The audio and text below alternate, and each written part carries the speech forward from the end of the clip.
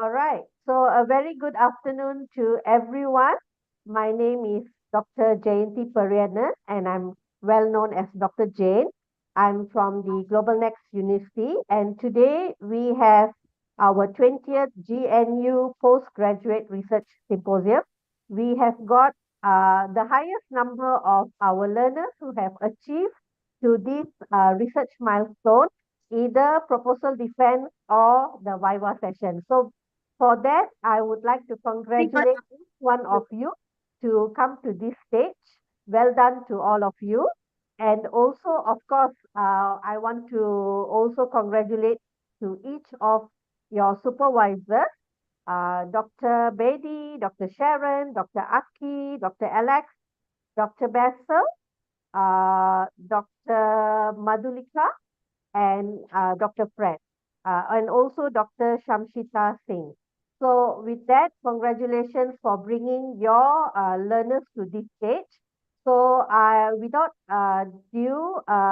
taking more time, I would like to introduce the first candidate, and just to share, the list is according to what Dr. Rana has sent. So only one small change for our learner Rajesh. He will be the second because he's logging in from New York. So it is like very late in the night. Okay. So with that, please allow me to ask Wing Cheong Teng. Are you here? I doubt he is here, but let's check. Wing, are you here? All right. So Wing is not here. No issues. So let us welcome Rajesh. Rajesh, would you be able to share your Dr. Jayanti, I just messaged Dr. Madhulika and told her that I would be the second one presenting, so she should be there by 11:40, 45, like that. All right. So maybe Okay, no Teja worries. can present and then I can follow her. No worries. Abdul Khalik, are you ready? Yeah, I'm very much ready. Thanks Okay. for that. So Yeah, let's start you with your proposal defense session. sure. Okay.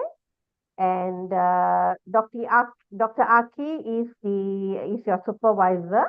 So if you could share your screen. Dr. Eke is here. He's not here. That's okay. Okay, that's okay. You Fine. can start the Yeah, presentation. let me share my screen, and then from there we can start.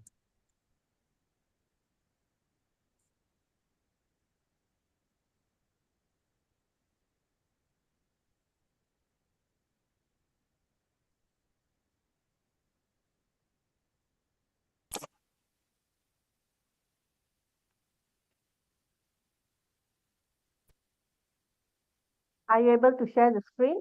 Yeah. Just a moment. Okay. Is it visible now? Just okay. Can you go to the first slide? Yeah, sure. We were testing, so I was.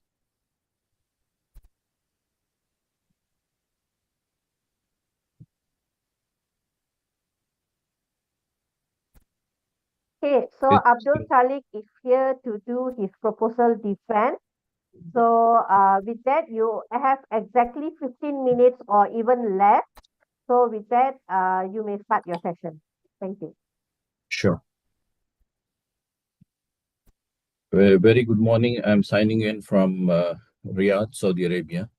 So this is morning for me. I'm sure there are a lot of participants and audiences here from different parts of the world. My name is Muhammad Abdul Khaliq, working for a telecom company in Saudi Arabia.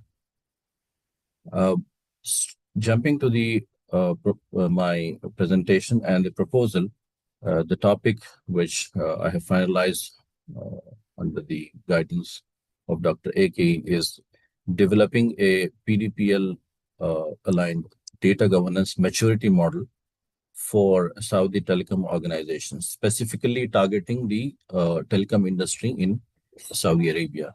So KSA is the Kingdom of Saudi Arabia.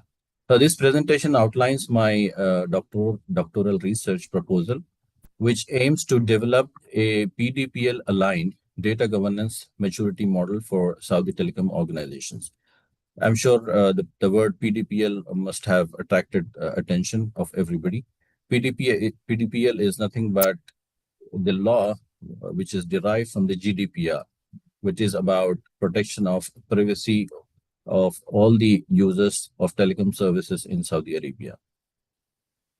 The study addresses the emerging regulatory as well as operational challenges faced by data intensive organizations in Saudi Arabia following the adoption of personal data protection law, which is PDPL, which is now mandated by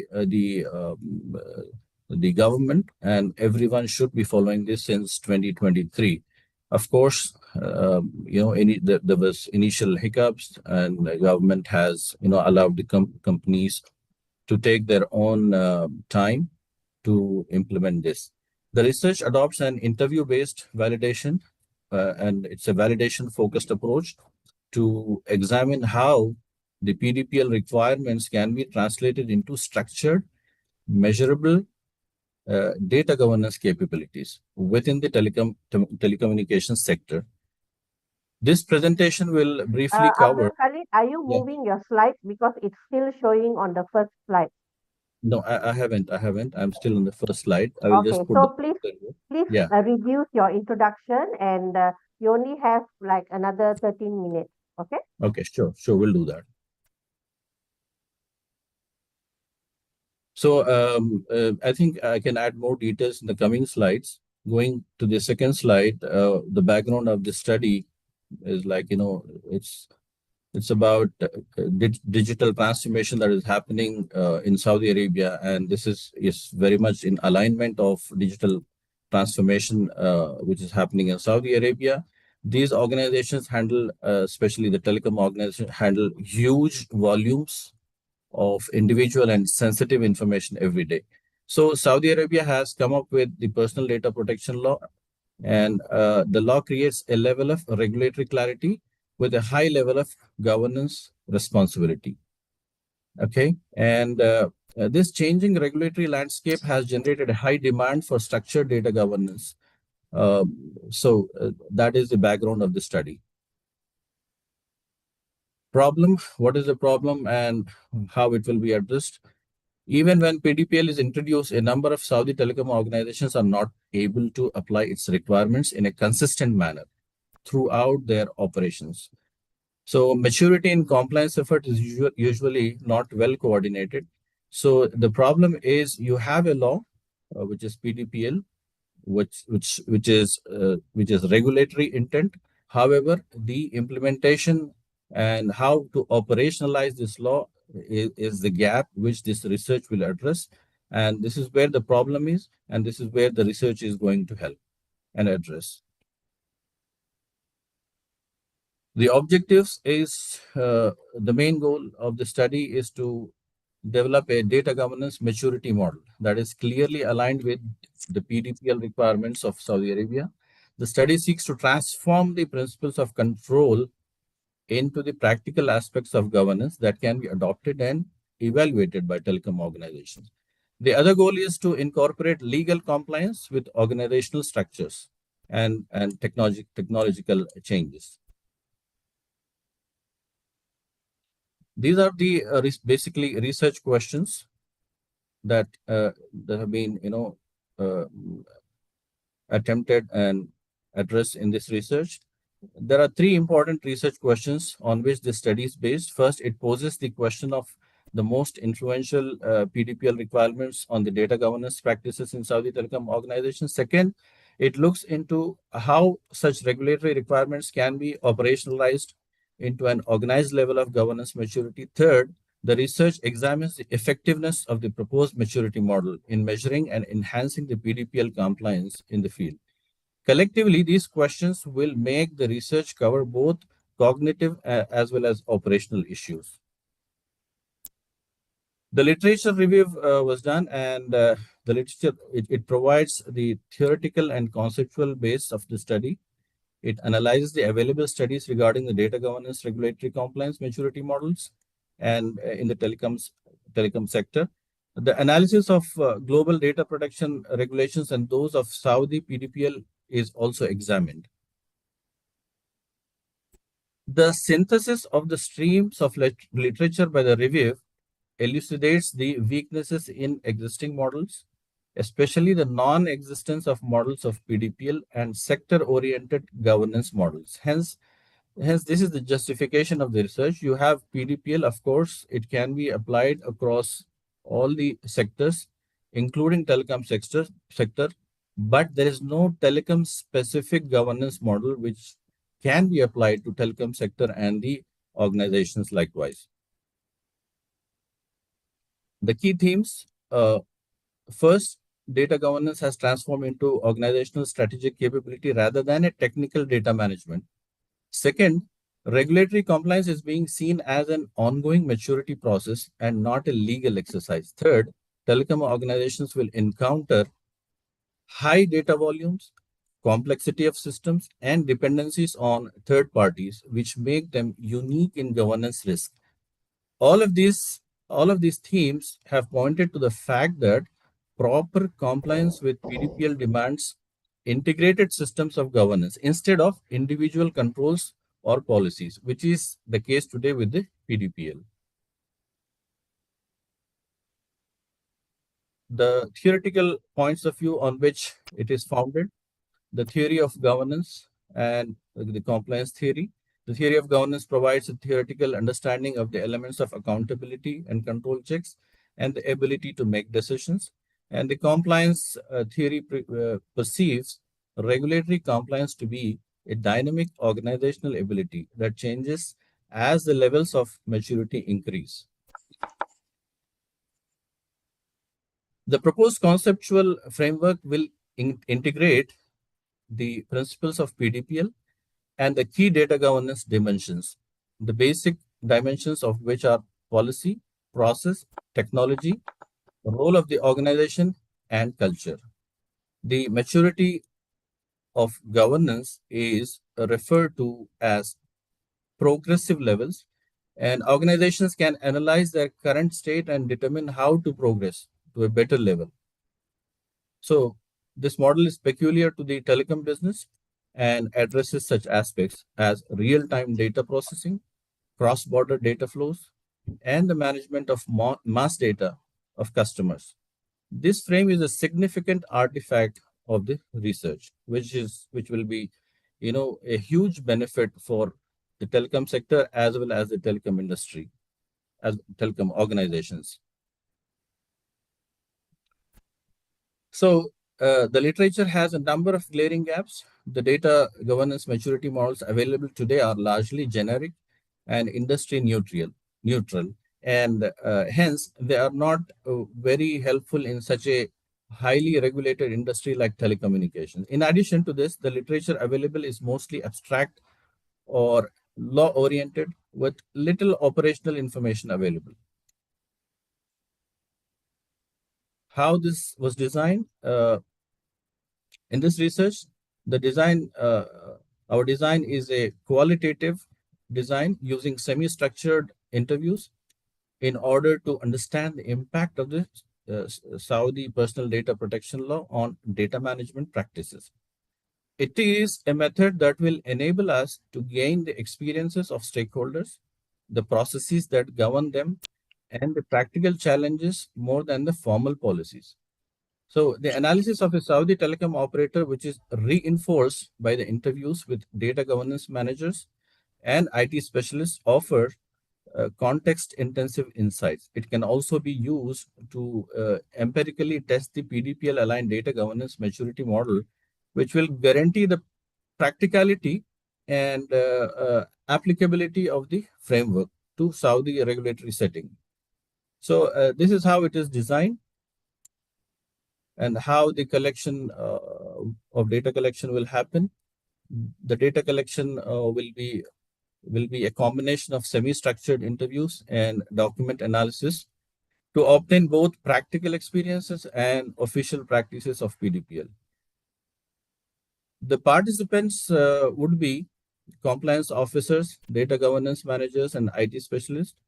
They will be chosen in a purposive sampling, and the online interviews will be held in the Zoom app, which would take 30 to 45 minutes. Systematic search through organizational documents, including governance, policies, risk assessment, and audit reports. This will be conducted on the basis of a structured search strategy in terms of PDPL principles and governance maturity dimensions. Uh, uh, how to make it reliable is by triangulating these literature sources. It will help increase credibility, offer a deeper context, and also empirically validate the PDPL congruent data governance maturity model. Uh, in continuation of this data collection,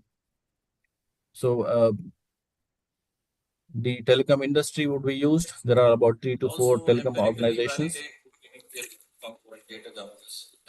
Sampling, purposive sampling would be used. And also, I think there's an echo. If someone can mute. The telecom industry would be used. There are about 3 to 4 telecom organizations. I think I'm hearing myself, so there's some speaker going on there, which is on. If appreciate if that can be switched off. Yeah, now it's better. The data will be collected in a combination of semi-structured interviews, as I said, and analysis to obtain both practical experience and official practices of PDPL compliance. So the participants, the data governance managers, compliance officers, and IT specialists will be chosen in purposive sampling, and the online interviews will be conducted, so on and so forth. Uh, Sample size would be about 15 respondents. And of course, as it is important in any research, any qualitative data collection, ethics would be highly considered.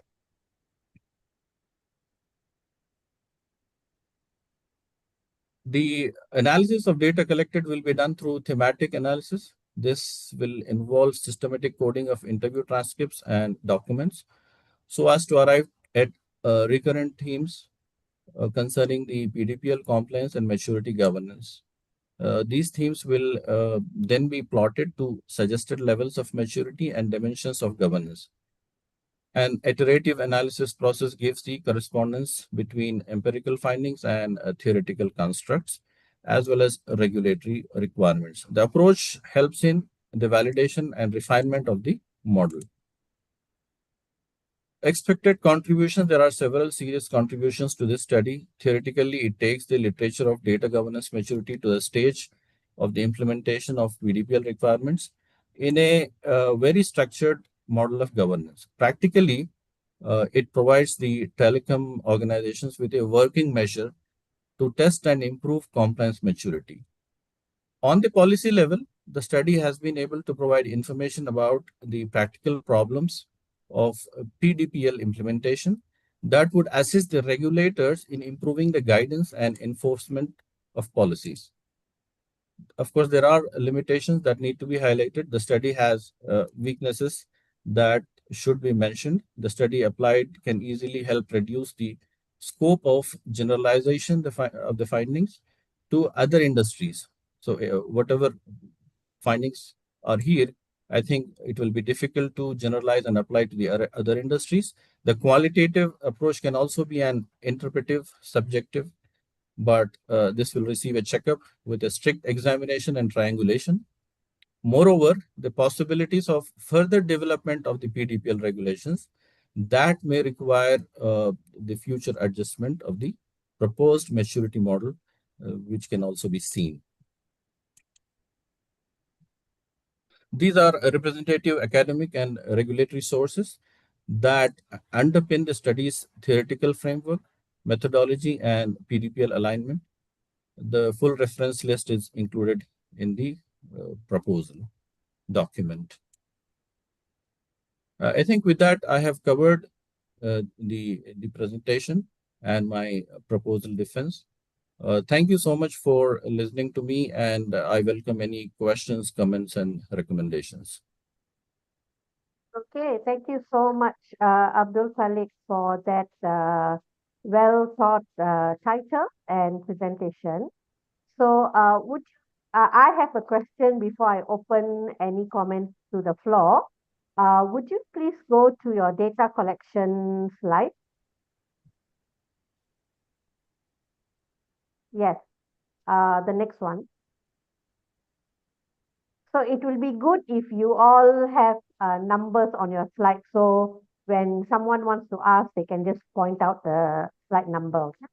So Sure. Abdul Khalik, I would like to just double check two questions or two comments.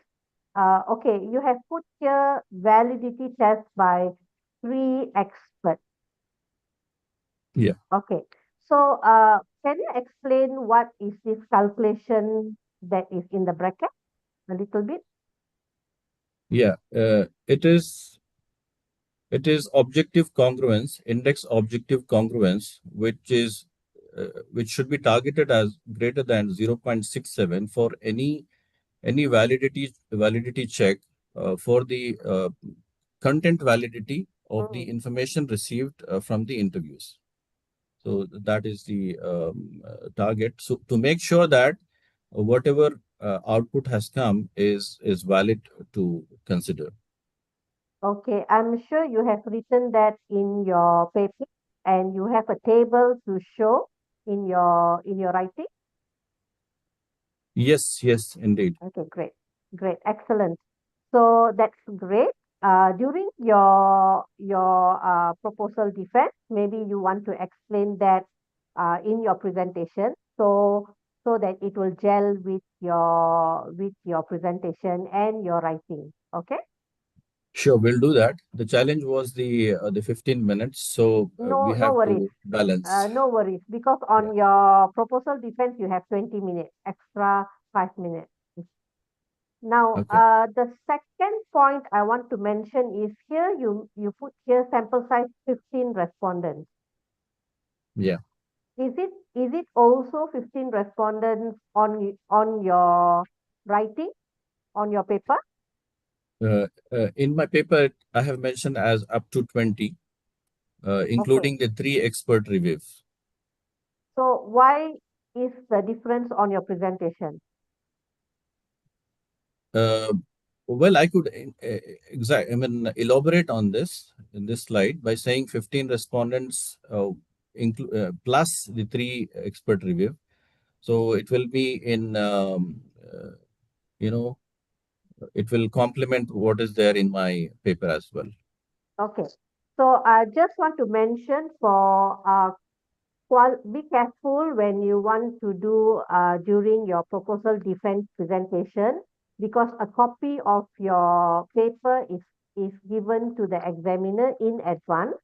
So if you want to do a presentation, you want to synchronize same information in your presentation. The reason why I picked up as sample size 15 respondents is in qualitative research methodology, you cannot fix uh, during the proposal, you cannot fix a number because you haven't done it yet. You haven't Yeah, gone sure. to do your data collection. Okay. So maybe you could just use back what you have written in this slide, so that the idea is not to allow the examiners to ask you additional question when you have already put it in your writing correctly. Yeah, that's well Okay. noted. Yes, All right. appreciated. Okay. Thank you. Thanks for that. And I would like to open the floor to any question, any comments, to anyone who would like to help Abdul Khalid in preparation for his proposal defense. Just a suggestion. This is Madhulika. Hi, Doctor. Dr. Mr. Khalid Yes, Mohammed. yes, doctor. Yes, You doctor. were trying to respond to Dr. Jain. You said that I added the 3 experts. You know, the functionality, please don't merge this in your defense when you're talking about, because the function of the experts is to validate what you are proposing, right? The instrument or whatever. While the respondents are responding as subject matter, right? So don't mix the two. Don't say that 15 to 20. So just say 3 expert and 15. That would be much more correct to present rather than say that I thought it will approximate 20, because experts are not respondents. They come in for the purposes of validating your own supposition, right? So they have different role in your research, right? That So, is clear for me, but one counter, question sure. is, should we limit it to 15 respondents here, keeping aside the 3 expert reviews? Should I say 15 plus or You should something like say that? validity done by 3 experts, which is a standalone statement, which is fine.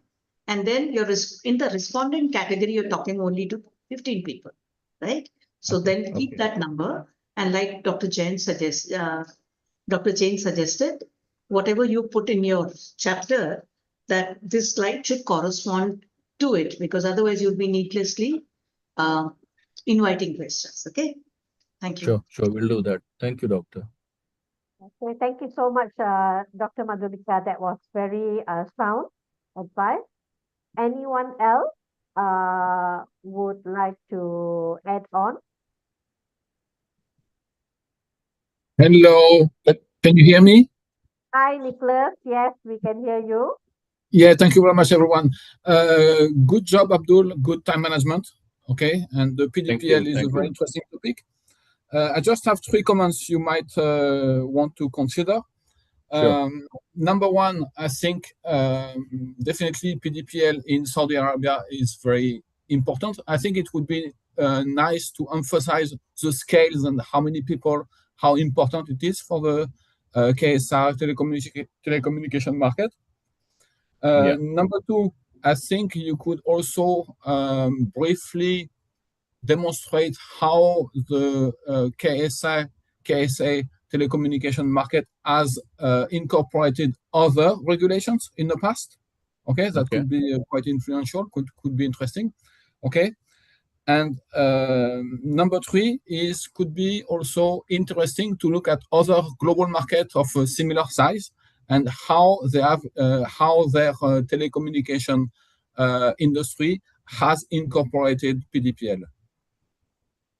Yeah, excellent. I think yes, you're right, Nicholas. I will include this. Okay. Insights. Finally, it looks good, and I wish you good luck. Thank you so much, doctor. Thank you, Nicholas, for that advice. So with that, I would like to invite the next learner.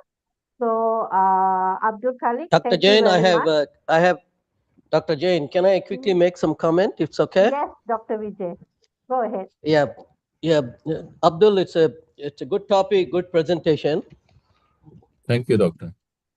Yeah. So I have a few very quickly. I know time is running, so I think I'll do that one. Is there a standard table of contents?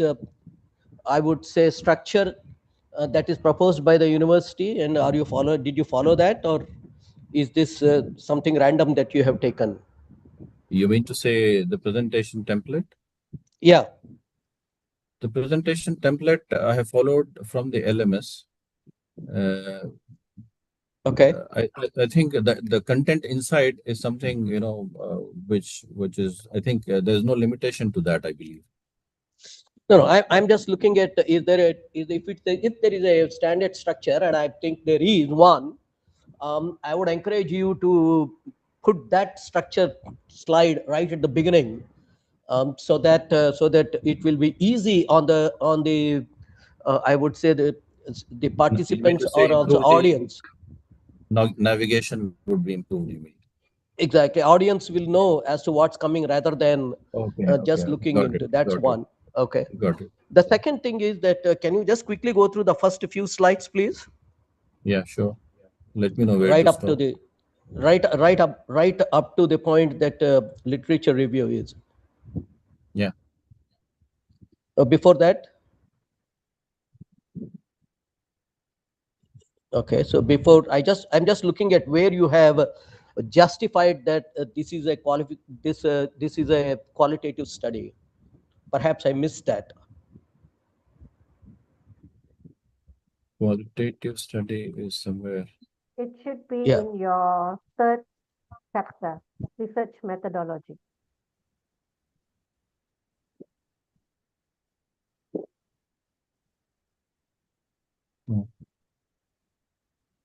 Okay, all right. If you have indicated the reason for choosing a qualitative study, that's fine. Let's not go into that. If not, you need to say as to why you have chosen qualitative study. Okay, got it? Okay. Okay, got it. You mean That's to say very justify why qualitative study, why not quantitative? absolutely. So that And has to be very clear in this qualitative study. And did you perhaps I missed it? Do you have any research objectives and research questions? yes, there are. Okay, all right, thank you. These are the I missed it. objectives. I missed a few. I missed for some reason I missed it. So don't please don't go back to that. Okay. You have it. I'm just asking a question. That's all. Okay. Yeah, there are. One thing that I would encourage you to look into is that in your presentation there was a whole lot of text and you're referring to so many, but I think you need to also have the citations. So wherever there is you think that that it needs to have a citation, this you need to have you have indicated, but I would suggest that you once again go through and see as to where else you need to have the citations. Okay. Sure. We'll do that. Okay. Now can you go to the limitations, please? I need to understand one point. Maybe the limitations. Yeah. Yeah. This is the one. Sorry for my not understanding. The design may limit the generalizability of findings across different industries or regulatory jurisdictions. Jurisdiction. Yeah. Yeah. I thought you were restricting only to telecom, right? Yeah, I mean, I think this can be rephrased. I mean, the way it is written. What I mean here is the output of this research cannot be, generally applicable to other industries, or let's say to other geographical, Okay. parts of the world. Got it. I'm not trying to interrupt. I'm looking Yeah. at from the time point of view. Yeah. Number one, you already indicated that the scope is only up to number one, telecom industry, and number two, the geography is Saudi Arabia, KSA. So this is not a limitation. This is not a limitation. When you said the scope itself is telecom, number one, industry wise. Second, geography wise, it is KSA. Then this won't be a limitation. There is no way, because we are not looking into anything other than telecom and other than KSA. Okay, so it's already you're saying specificity, so it is not a limitation. Yeah, because the scope is already arrested. When the scope is arrested and scope is clear, this cannot be. If we say that we are looking into other industries, then this can say that it may be a limitation. This is my take on that. Okay. Sure. And finally, you said inductive. You said that it will be the study will be more on the inductive. Can you explain what it is? One of the slides has got that. Sorry, I'm having. If you go back into that, you said that the study will be conducting on an inductive nature. I said subjective, but inductive, I don't remember saying that. Yeah, you have Dr. used the word Vijay? inductive there. Dr. Vijay, thank you so much for your feedback and comment. I'm so sorry I had to cut this session because we have got another 10 more learners to do their presentation.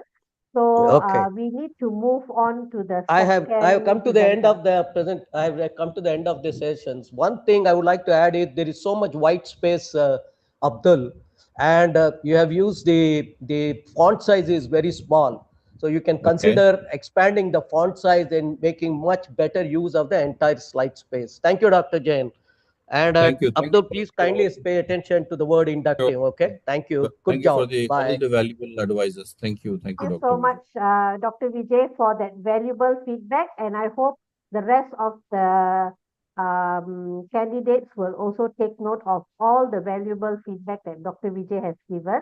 So with Thank that, you. Abdul Khalid, can you please quickly unshare your screen so Sure. that I can request Rajesh Kumar to be on standby to do Yeah. his presentation.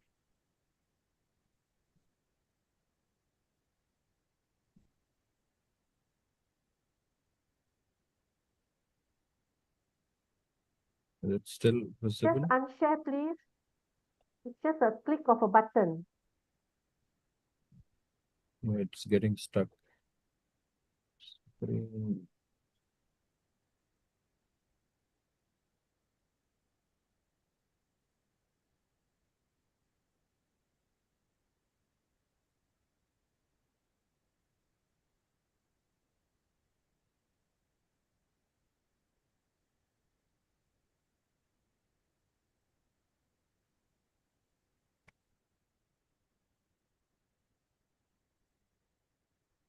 Is it still visible?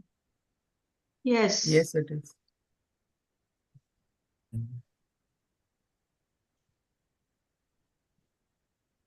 Stop.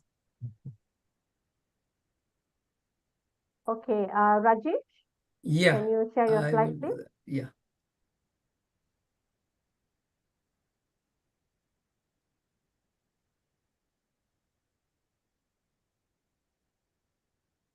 First slide, please. Yeah.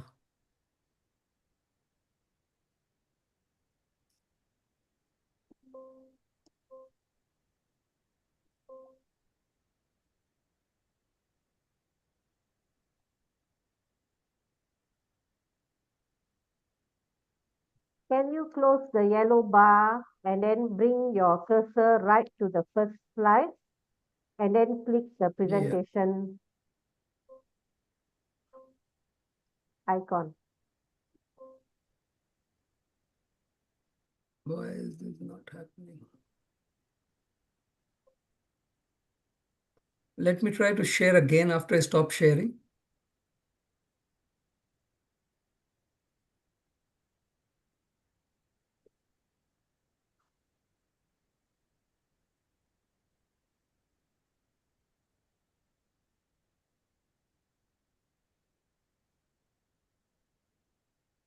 Okay, Rajesh, Yeah.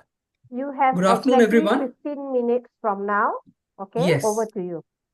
Yes. Good afternoon, everyone. My name is Rajesh Alhans, and today I will be presenting my research proposal titled Amusement Park Industry in India, an exploration of opportunities and challenges. Now, this research examines how the Indian amusement park sector is evolving and how it can better leverage emerging opportunities while addressing the structural and operational challenges it faces. I would like to thank my supervisor, Dr. Madhulika Kaushik, for her guidance and support throughout the development of this research proposal.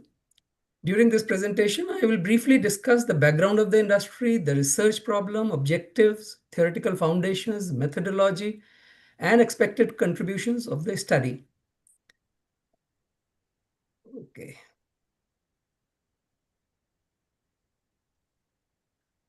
This slide illustrates the growth. Okay, I think, let me go back. This screen is creating some issues. Just one second. Okay. Now, over the past decade, the global entertainment industry has undergone a major transformation. So customers today, they increasingly seek immersive and interactive experiences. Now, this has resulted in growth of experience economy, where value is created through experiences rather than products alone. Now, India too is witnessing similar trends due to various factors like rapid urbanization, rising disposable incomes, large youth population, growing domestic tourism, etc. And as a result, this industry in India is expanding rapidly. However, despite this growth, the sector faces many structural, operational, and financial challenges. Now, this gap between potential and actual development forms a key motivation for this research. Another motivation for this research is the fragmented research on this sector because it is limited to sort of visitor satisfaction rather than focusing on broader industry ecosystem. Therefore, this research aims to contribute both academic insights and practical recommendations for industry stakeholders. This particular slide illustrates the growth trajectory of the Indian amusement park industry between 2018 and 2030. The market is estimated at $6.38 billion in 2024 and projected to reach almost 11.4 billion by 2030, which translates into close to 10% annual growth, which indicates a strong growth potential for this industry. However, when we compare India with countries like US, Japan, or Singapore, this industry still remains underdeveloped relative to its potential. Coming to the problem statement, like despite favorable market conditions that we have, the Indian amusement park industry has not fully realized its potential, and there are several challenges. First, there is lack of a strategic understanding of how the industry can convert favorable trends into sustainable competitive growth. Then many existing studies, they focus, like we discussed earlier, on quantitative indicators such as footfall or revenue, but they often overlook the complex interactions between economic, technological, cultural, and environmental factors that impact this industry. So there are various operational and financial challenges also, like high capital investment requirements, long payback periods, seasonal fluctuations in visitor demand, safety, compliance issues, regulatory issues, all those things. So this study examines this problem through three main dimensions, actually. Understanding the key challenges this industry faces, identifying important emerging opportunities, and then developing strategic recommendations for industry stakeholders. Now, based on the problem identified earlier, the study is guided by several research objectives. First, it aims to identify the major drivers of growth within the industry. Second, it examines the operational and financial challenges that parks face when attempting to scale their operations. Third, the study explores how technology and service innovation can improve visitor experience and competitive positioning. Another objective is to investigate how amusement parks can expand responsibly into Tier 2 and Tier 3 cities, which represent a significant untapped market in India. Finally, the research aims to generate practical, actionable solutions for industry stakeholders. These objectives are translated into research questions that explore socio-economic drivers, operational constraints, financial constraints, regional expansion strategies, and possible practical industry solutions.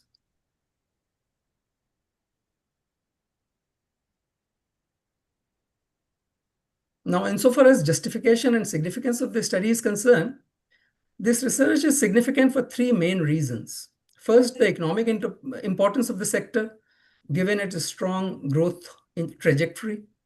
Then the strategic transition from traditional ride-based parks to experience-driven entertainment models. And thirdly, the methodological gap in existing research, which often relies on single method approaches and limited stakeholder perspectives.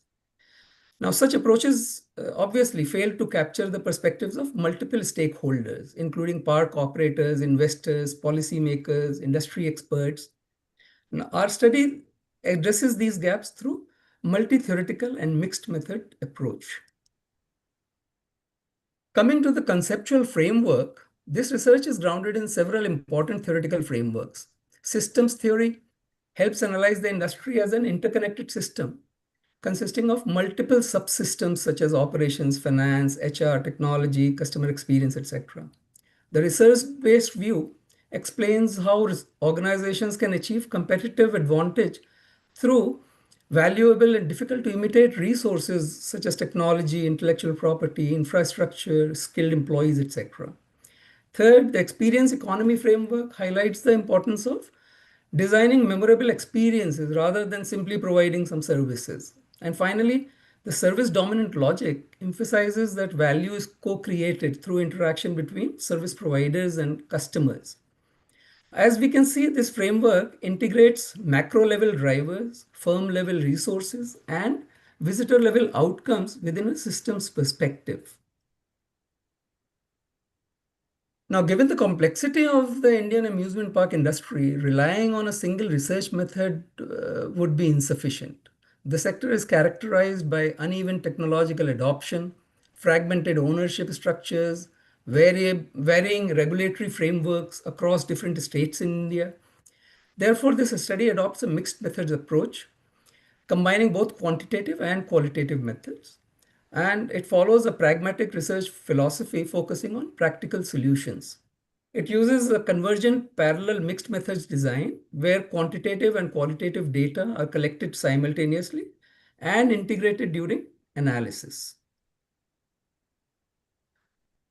The quantitative component of this research focuses on visitor level data, including demographic characteristics, visit frequency, perceptions of service quality that visitors have, overall satisfaction levels that they experience.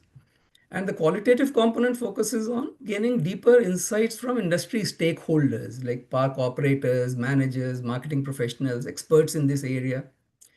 And the goal of integrating both approaches is to achieve triangulation, meaning that findings from different sources can validate and enrich one another. The quantitative population includes individuals who have visited an amusement park in the last 18 to 24 months, while the qualitative population consists of industry stakeholders with direct experience in the sector. The research explores several key themes that shape the future of amusement park industry in India, and these include economic significance, growth potential of the industry, which reflects its contribution to tourism and local economic development. Another important theme is service quality and visitor experience, which is critical for customer satisfaction and repeat visitation of these visitors. The study also examines the role of technology and digital transformation, including innovations such as AI-based crowd management systems, mobile applications, immersive technologies like VR and AR. Additionally, the research addresses sustainability and climate adaptation, which are becoming increasingly important for outdoor entertainment venues in India. Now, other factors are expansion into smaller cities, emergence of religious and spiritual theme parks, which represent a unique segment in the Indian context, really. These themes provide a multidimensional view of the industry. Now, for the quantitative component, the study uses multi-stage sampling design. First, cluster sampling applied by selecting major amusement parks across different regions in India. Purposive sampling then ensures respondents have relevant experience, specifically those who have visited the park recently. And third, convenience sampling is used for efficient recruitment of the respondents. The sample size is calculated using Cochrane's formula. This resulted in a minimum of 385 respondents in our case. However, to improve the robustness and account for incomplete responses, the study targets about 450 to 500 survey responses. And to achieve this, approximately 1800 to 2200 prospective respondents will be approached. For qualitative data, purposive and expert sampling are used to select industry stakeholders. Now, based on Sloven's formula, the minimum sample size is about 17 participants, but the study plans to conduct 20 to 25 semi-structured interviews to achieve thematic saturation. Now, this approach balances representation, relevance, as well as feasibility. Insofar as data is concerned, the data for this study will be collected both from primary and secondary sources. Primary data collection will include a structured survey that captures information about visitor demographics, motivations, perceptions of service quality, etc. In addition, semi-structured interviews will be conducted with industry stakeholders to explore issues such as operational challenges, regulatory barriers, workforce constraints, technology adoption, etc. Secondary data will be obtained from sources such as government tourism reports, industry associations like IAAPA, academic journals, company reports, and market analysis. These multiple data sources will help ensure a comprehensive understanding of the industry. The quantitative data will be analyzed using several statistical techniques. First, the descriptive statistics such as frequencies, percentages, means, standard deviations will summarize the demographic characteristics of respondents and their perceptions of service quality. Then reliability analysis, particularly Cronbach's alpha, will be used to assess the internal consistency of the Likert scale items. And then inferential statistical tests will be conducted. For example, chi-square tests, t-tests, ANOVA, correlation analysis, regression analysis. And these analyses will help us identify key drivers for visitor satisfaction and behavioral outcomes. For the qualitative component, the research will use thematic analysis, which involves identifying recurring patterns and themes within the interview data. The analysis will follow the framework developed by Braun and Clark, which involves several stages like familiarization with the data, initial coding, development of thematic categories, review and refinement of themes. And to assist with this process, I plan to use NVivo software, which allows systematic coding, theme development, visualization of qualitative data, etc. Now, this approach helps generate rich insights into industry challenges and strategic opportunities. Now, like all research study, this project follows strict ethical guidelines. So participants will provide informed consent, meaning they will be fully aware of the research purpose and their voluntary participation in the process.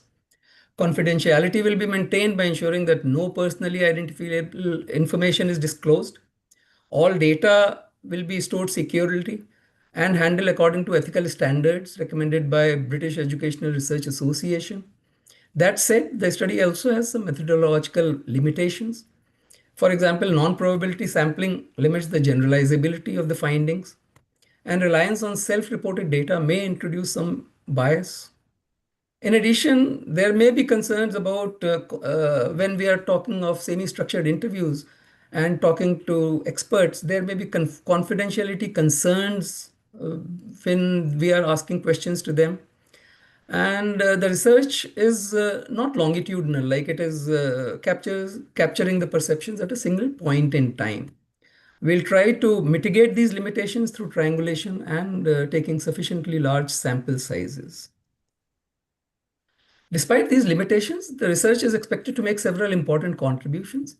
Now, from a business perspective, the findings will provide guidance regarding service quality improvement, technology adoption, visitor experience design. Study will also help investors and developers better understand structural constraints and demand patterns. Policymakers will also benefit from insights related to regulatory frameworks and infrastructure development. Local economies would gain when allied industries develop around anchor amusement parks. From an academic perspective, the research bridges the geographical gap in existing literature, which is, as we mentioned earlier, currently dominated by studies from developed markets and focused mainly on quantitative factors. It also integrates multiple theoretical frameworks and methodological approaches. So that would help in providing a more holistic understanding of the industry. Now, new research directions are likely to open up when we weave multiple themes in a single analytical framework. Insofar as limitations are concerned, like we said earlier, limited number of stakeholder interviews for qualitative part of the study and the concerns that we identified earlier. Purposive sampling may be insufficient to statistically generalize the findings. But again, it's not that much of a constraint because our focus is more on analytical robustness rather than statistical this thing. Purposive sampling may be insufficient to statistically generalize the findings.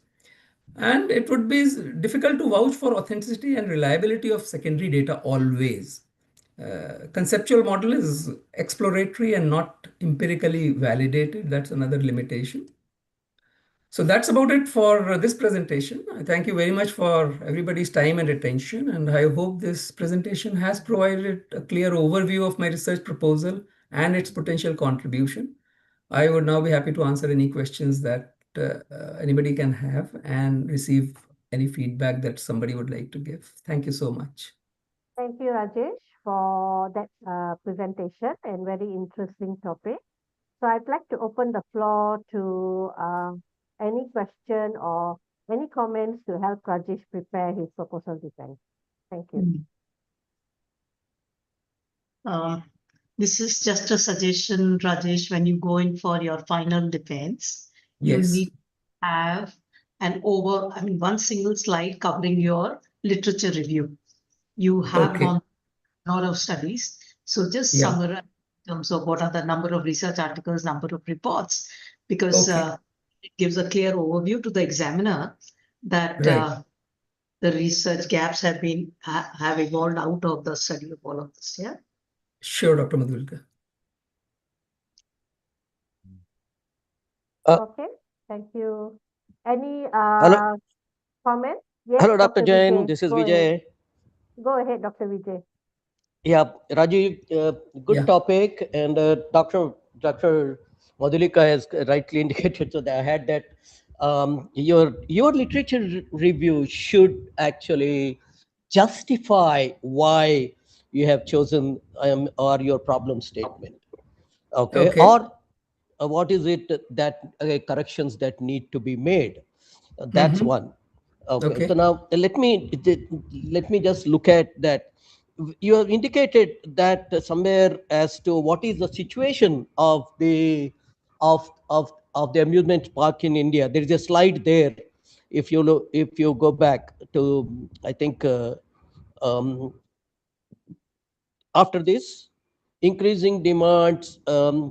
Another slide saying that go further. Yeah, here further and a little bit more, not realizing the true pot. See, everything here, if you look at even here, Mm-hmm. um, who is saying that? Are you saying, or is it from you? You collected that from the literature? It's partly coming out from the literature and some of the initial sort of studies that I have seen in this sector, and looked at some reports from the Association of Amusement Okay, Parks in India.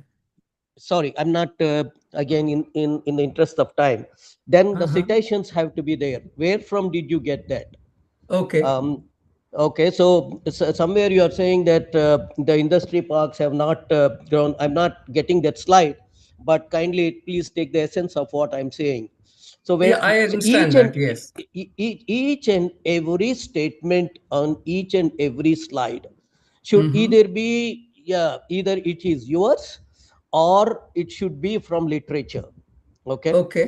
so if it Okay. is from literature, then you have to indicate, we have to indicate where from did we got that one. Okay, so that Okay. Sure. please pay attention to that one. And it should I not will be surely from do that. outside. Yeah. Yeah, Yeah. it's not an Because it's not our yeah, no, okay, it's it's not, not our because in the proposal that I've sent, like in the detailed proposal which is there, all those Hmm. references and citations are properly mentioned. But only, as you Okay. rightly said, it can be incorporated in these slides also. That's right. Please understand, Yeah, sure. yeah, it is what you are presenting here is are the slides. So you are Sure. asking the audience to focus on the slides, and Sure. so when the audience looks into that, obviously these things will come up. Okay, so then Uh-huh. the next one is for example, you said Cochrane and Slovin. And Yeah. you just said, yeah, so that also you need to indicate as to Cochrane, who is this, and Slovene, when did they say there should be a reference, and that should be supported by the actual reference in your references. All right. Sure. Yeah, that can be done. Okay. Yes. Yeah. That no, that is not that can be done. It should be done. No. Yeah, yeah, yeah. Sure. Yeah. Okay. So the other thing is that you have limitations and all these are something our your guesswork. So contributions and limitations. So you should, it's better to say probable limitations or something like Okay. that. They're not at this point of time they appear to be probable, right? We do not know which one. Which this is just a proposal. So at that point of Yeah. time, yeah. Uh-huh. So please add the word probable there. That will save you a lot Okay. because Okay. that you're not. Finally, I would like to say that yeah, the red color font is not that much digestive. The red color font, please. I mean, it is more. You can use something like magenta or something like that. So Okay. stay away from the red color font as much as possible. Okay. Yeah. All right. So I that can definitely do that. again I can, that would be, it's up to you. But if I were you, I would do that. Yeah. Okay, Okay. final, I the will. last one is please put a TOC slide right at the beginning, please. That would Uh-huh. indicate as to what's coming forward. That would be easier to digest. Okay, Okay. that's Yeah. that's from my side. Dr. Jain, Rajiv, all the best. Good Thank job. you. Oh, sorry, Thank you. there's one more contribution. In the contribution you talked about a whole lot of things, but is this your research, will it contribute to the society in terms of improving the health of the individuals?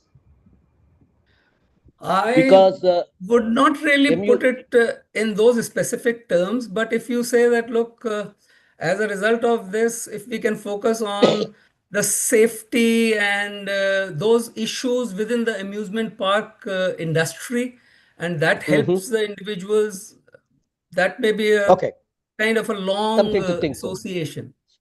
Something to think to. Thank you. Thanks a Yeah, lot. Well sure. done. Thank you.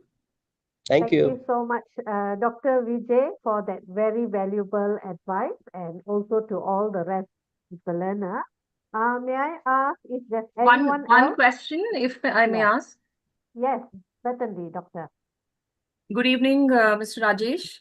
Yeah, good evening. Well presented. And Thank you. actually, you're talking about in for Indian context. Yes. Fine. So, as we all know, we all are Indians. So, Yeah. the biggest problem in India for any kind of business or businesses is the governance. I think that is the Yes. part you did not touch, because if you're talking about specifically for amusement parks, that's the biggest problem. No matter how much the person, the owner is trying to put in the business, but all the governance policies and the Yes. kind of governance we have, Yes. it doesn't suffice to make it more, successful. So you did not talk about the taxation process, the GST and what. So a kind of limitation is this also. So that also one point which could be a big data for you also, in terms of you can add, I think. I will definitely add Yeah. that, because I did talk about the Because you talk financial about slow issues. development and Yes, increase this thing. So this could be one of the possible reason. I mean, very sure, technical reason. sure.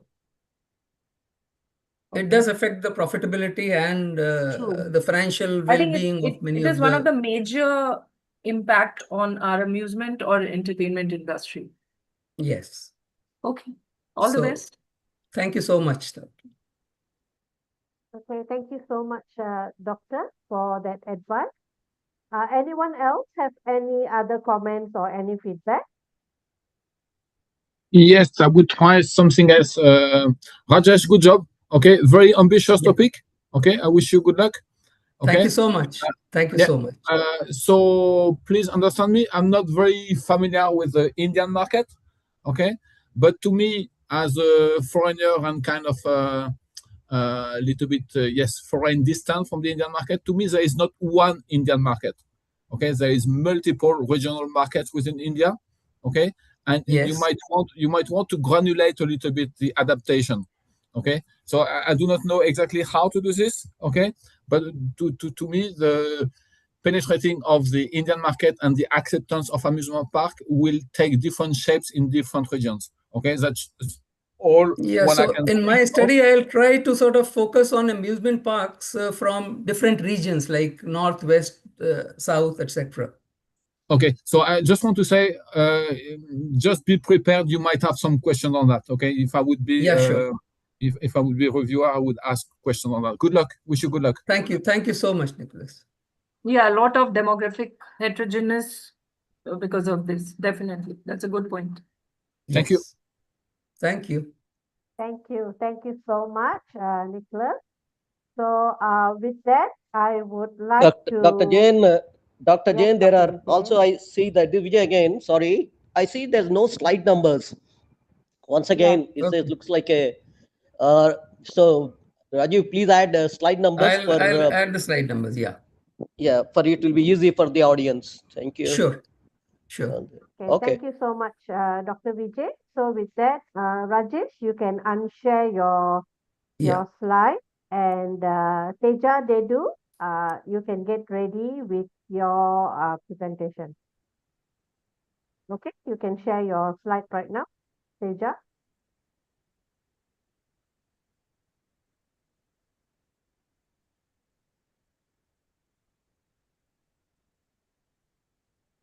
I just click the the presentation mode. Great. Okay. So Teja, you are doing your proposal defense, and I wish you all the best. 15 minutes from now. Thank you.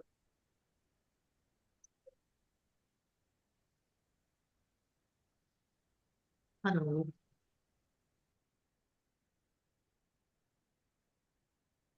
Dr. Jain, I hope I am audible and Yes, my you presentation are. is visible. Yes, it's perfect. You can start your presentation, Teja. Thank you so much, and I wish you all the best.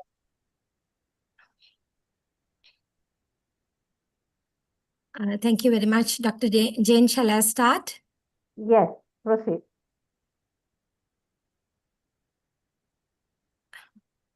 Yes.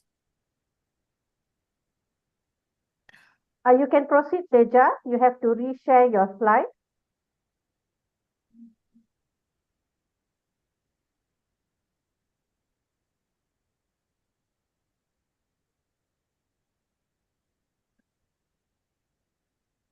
Okay.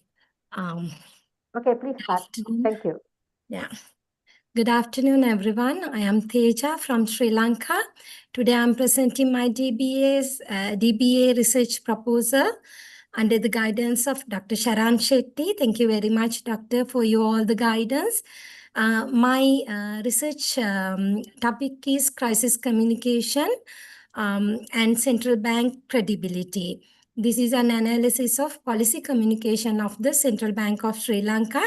You may have heard about the recent terrible economic crisis that Sri Lankan economy underwent. So I selected my sample time period, that crisis period, because this is it is a very informative case study. Sri Lanka represent all the stages of the crisis. With that introduction, I will explain you the background of my research context and the background. When it comes to central bank, communication is vital. It is very, very important. It works as a monetary policy tool. Earlier, actually, central banks' decisions were taken in a very secretive manner, and openness and transparency was not there. However, with the scholarly work, the Nobel Prize winning work of scholars, giant scholars, such as Kindle, so this openness and the communication became a monetary policy tool.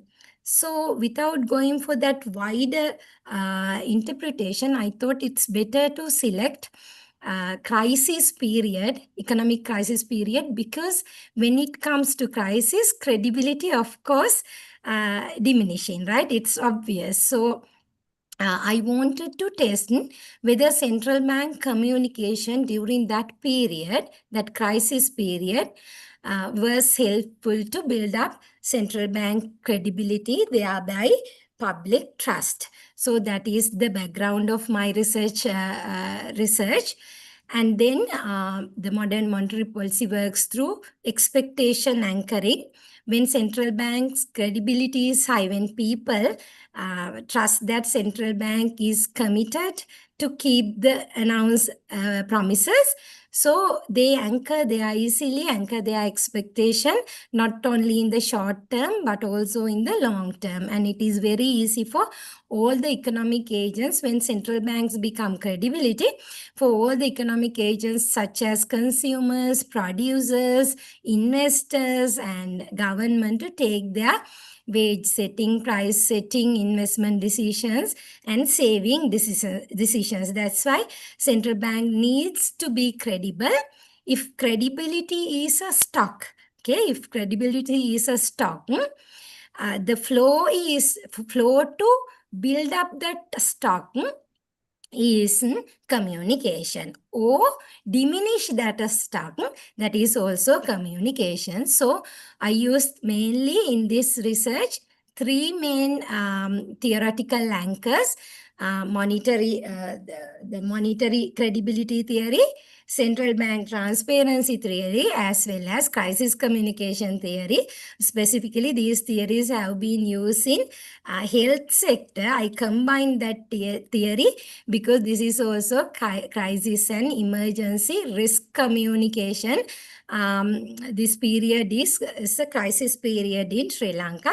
So the gap I identified, Sri Lanka crisis studies, mainly all the scholarly work and all the articles, published articles, analysis, researchers, everything is mainly focused on deviation of debt crisis, reserve crisis, foreign exchange rate depreciation, and hiking of inflation. So macroeconomic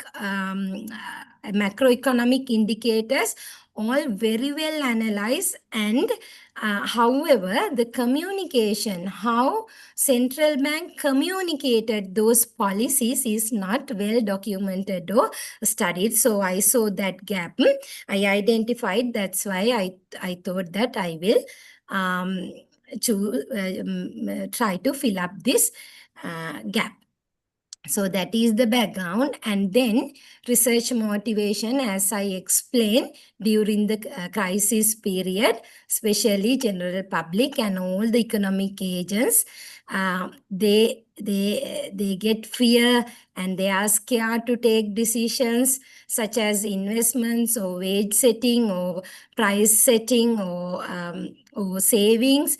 So my motivation is during this crisis period, it starts in 2019 and it went up until 2024, crisis of this period of a full cycle case, because the credibility stress that is building the crisis, and then during the crisis, credibility collapse, and then recovery with the reforms and everything. So there are repairing of credibility. So existing work emphasizes macroeconomic causes and the policy failures. However, no one is talking about communication quality and credibility management. So my research is to fill up that gap. So this is academically significance, this study, because it integrates central bank communication during this particular period of 2019 to 2024 based on monetary credibility theory and crisis communication theory stages. And then policy-wise also, this research aims to offer lessons on transparency, forward guidance, uncertainty framing, and credibility repair, especially in Sri Lanka. And this case can be used for emerging economies such as similar economics like Sri Lanka, because in emerging economies, those macroeconomic issues are there. The debt crisis, foreign exchange crisis, reserve crisis, those are common in emerging economies. So I think the policy framework that I'm going to present after this study will be useful for emerging economies also. And there is a societal significance in this research because it shows how communication affect expectation and then public behavior during hardships like economic crisis.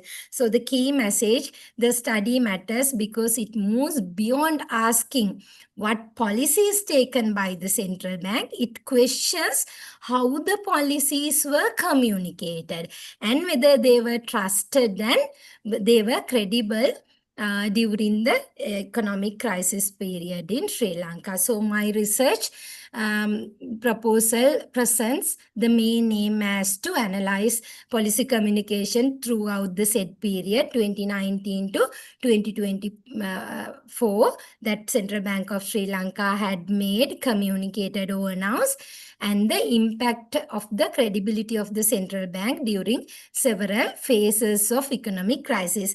That's why at the beginning I introduced it's a full cycle. All the phases are there. Developing the crisis, during the crisis, reforms and involvement of IMF under extended fund facility with that external involvement and the legislation, all the amendments to reforms and everything. And then early signs of recovery and recovering phase. So all these phases are there during that phase. That's why I select as the aim of this study. And I have 5 objectives, as I explained earlier. Academically, it will contribute. The main objective is to collect and organize official CBSL communication from 2019 to 2024, including policy statements, press releases, governor's speech, and reports. So it's a communication corpora. So it will work as a database of the official communication of central bank during that period, crisis period. Objective 2 is to identify pre-acute, acute, and stabilization phases and trace how CBSL communication themes and frequency evolved across them during different phases. And then objective 3 is assess timelines whether central bank communication were suitable for those different stages, and whether there were clarity, consistency, transparency, and accountability, and acknowledgement of responsibility, and whether they explain clearly the reasons and everything. And then the objective 4 is to compare communication patterns with inflation, policy rates, and deviation of macroeconomic indicators, debt service suspensions. You may have heard about, for the first time, Sri Lanka announced its first default of international debt service payments. And the final objective is to develop policy relevant to recommendation. I will present a policy framework that can be ultimately used even for emerging similar markets. So there are very comprehensive literature, scholarly work when it comes to central bank communication. However, as I limit my study to crisis communication, I mainly base on these 6. These are very giant papers for my three theory in my conceptual framework. I presented that monetary credibility theory, central bank transparency theory, and crisis. That's the Nobel Prize winning scholarly work. So they presented time inconsistency because these policymakers, central bankers, there can be credibility matters when it comes to implementing already announced decisions, because there may be political bias and compromises. So after that, Woodford, Gerhardt, Blinder, Reynolds, and Seeger, Coombs, those. So taken together, all these papers, the literature shows that credibility depends on commitment, expectation management, transparency, and crisis phases communication, messaging. So when I go through the literature, I found the gap. So literature, especially when it comes to Sri Lanka, as this is a single embedded country study, it explained very well the crisis reasons and policy failures, everything. However, no systematic content analysis on CBSL communication. Communication is something key, very, very important, and it is an instrument, as central banks' main objective is targeting inflation or managing low and stable inflation. So communication works as a tool. However, no studies conduct with that gap. I found in the literature when I go through the literature. So in the conceptual framework using these theories, I found that crisis context is there, as I position in the left of this slide. All these foreign exchange shortages, inflation surges, reserve stress, debt stress, everything was there. So crisis context is there. And at the same time, central bank communication was there. I am going to study whether the qualities of communication was there as per credibility mediator outcomes using theories such as crisis and communication theories such as CERC and SCCT. I will explain you what are those theories. And research methodology, research philosophy is there. I already explained you. Research, this is a single case embedded design.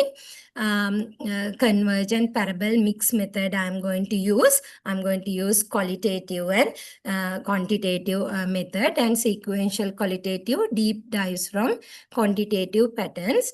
And study settings, under study settings, I have presented this case only for Sri Lanka period. I have already explained 2019 to 2024.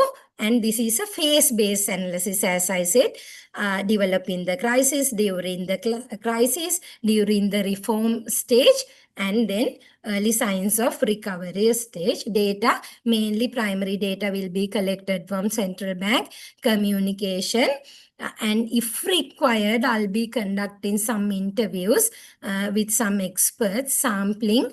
So central bank documents where feasible, I will collect. And the tool, it is a manual analysis using Word and Excel. I have already created Word code book. For an example, if it is, I am studying one particular press release, so I will do manual coding. If it is transparency or accountability, coding will be done, and then those criteria will be defined and scores assigning. And using Excel, I will analyze, giving some scores. I will analyze whether the communication was transparent or accountable, or there are regular updates, timeliness, and clarity. Those 5 I am going to call it is I am going to study. So the significance of this this study, this is, as I explained, theoretically contributing, methodically contributing, and policy contribution is also there, as I am going to present a policy framework. There are limitations, as this is a manual coding, may involve researcher judgments. Credibility is also, it is really hard to measure. However, I'll be using some proxies.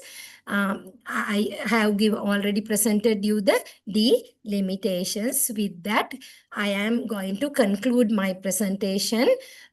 So this study argues that during crisis, central bank credibility depends not only on the policy actions, but also whether communication is timely, accurate, clear, transparent, and trustworthy. Thank you very much. Thank you so much, Teja, for that presentation. Well done and on time. So I'd like to open the floor for any comments, any questions to help Teja with her proposal defense. Anyone? Yes, doctor. Yes, go ahead. Well done, Dedino. Excellent presentation. Thank you. May I ask why credibility is especially important for central bank only? Okay, your question, why credibility is important, right? Credibility is important for any institution, especially for, hello? Yeah, go ahead with your answer, Teja. Yeah. Credibility is important for any institution, especially public institutions, and especially among public institutions, central bank, because central bank nature, it works, its scope, main objective to curtail inflation. If inflation is skyrocketing, it's really, really hard for economic agents to take their decisions like wage setting, because when central bank changes policy rates today, it not only affects tomorrow, decisions of today, tomorrow, day after tomorrow, 5 years after, 5 years from this time. So it affects. For an example, for wage setting, for mortgage, the interest rates of mortgages, it depends on the future real income, right? So central bank policy decisions should be rational, and it should be clearly communicated, and central bank policymakers should be committed to keep that announced policies. If that commitment is not there, the people will never trust that central bank is committed to keep low and stable inflation, and then they will unanchor their expectation. Anchoring expectation, credibility is very, very important. Thank you for your question, because that's why I thought that this is a real research gap. Now this credibility is built up through communication mainly. It is an instrument that is not very well studied in Sri Lanka. It's a gap that I presented in my research gap. Thank you very much. Thank you, Dedino. It's really clarified that importance of credibility. Thank you so much, and all the best for your proposal. Thank you. Thank you, Manjula. And anyone else who'd like to ask any question or even give comments for Teja's paper or presentation?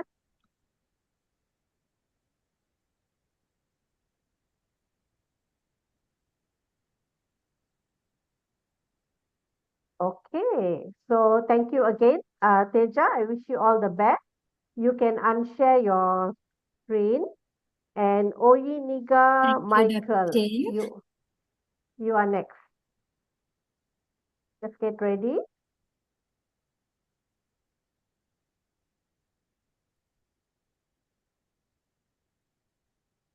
Oyi Niga, can you please share your screen? Can you hear me, Michael? Okay. Can you switch on your audio just to confirm that everybody can hear you? I'll put on this. Yes, great.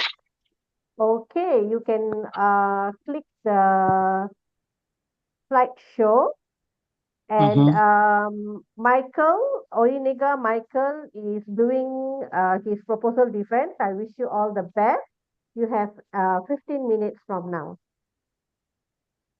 Okay. Am I audible? Yes, you are. Okay. Thank you. This is yes. Good afternoon, everyone.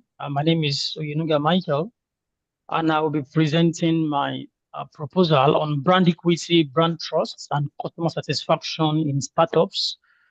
The mediating role of perceived value. My supervisor, who has been very instrumental to this, is Dr. Alex Bodin.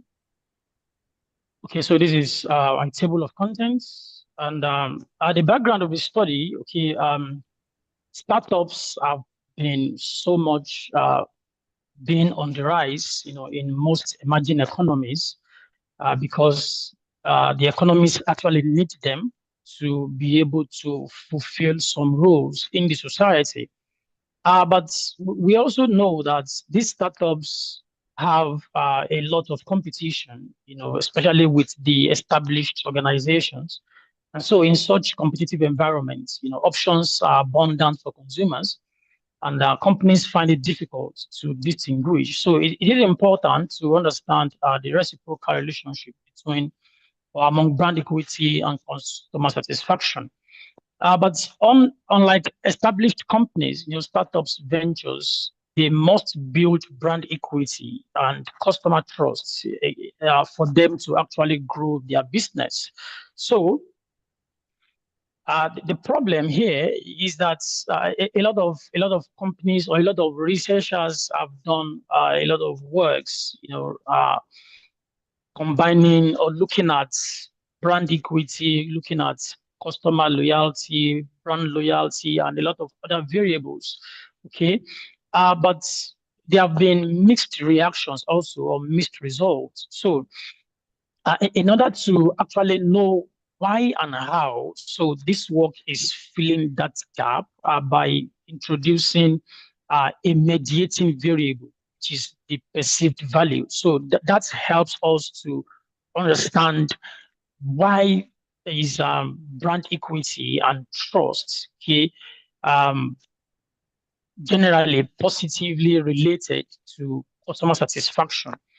and apart from these, we having two independent variables in terms of trusts and trust and equity, it also fills the gap because a lot of works have been done just looking at these variables in singularity.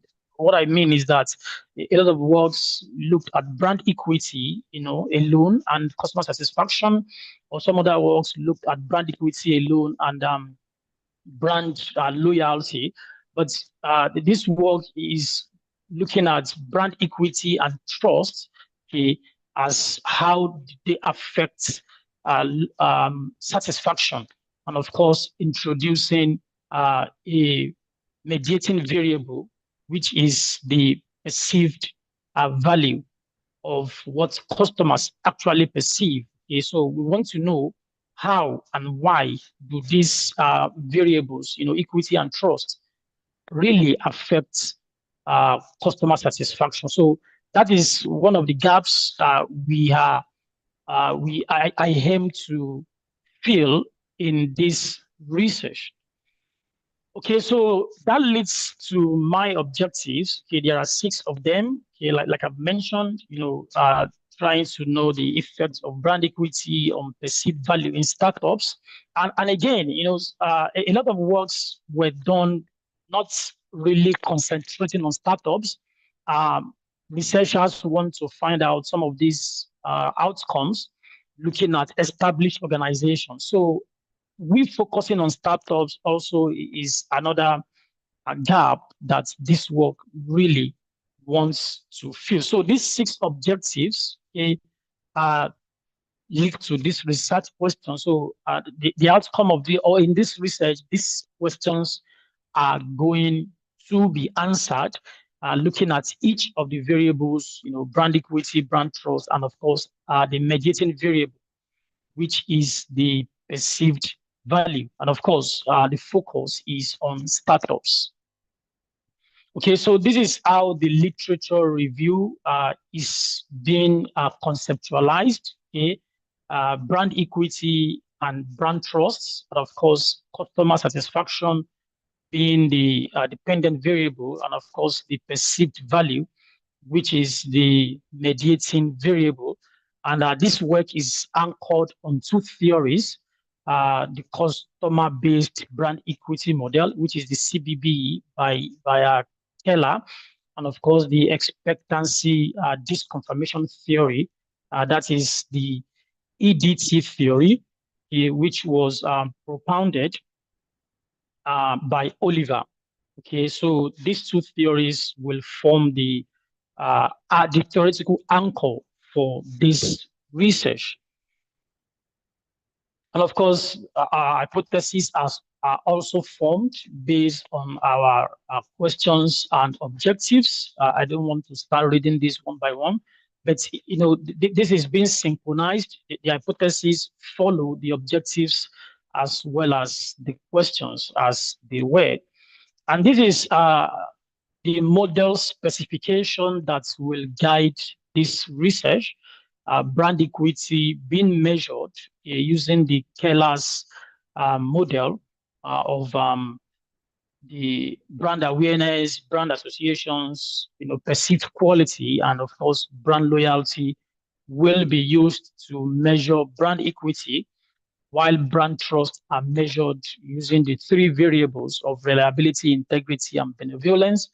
And of course, customer satisfaction is going to be our outcome, and the perceived value there serves as the mediating variable between brand equity, trust, and of course, satisfaction. So this is the conceptual framework, and this is the model, okay, the conceptual model, which will guide this work, and of course, will guide the analysis as well. And talking about, just a moment, okay, talking about the research design and methodology timeline, a sample of 200 okay, is fit enough to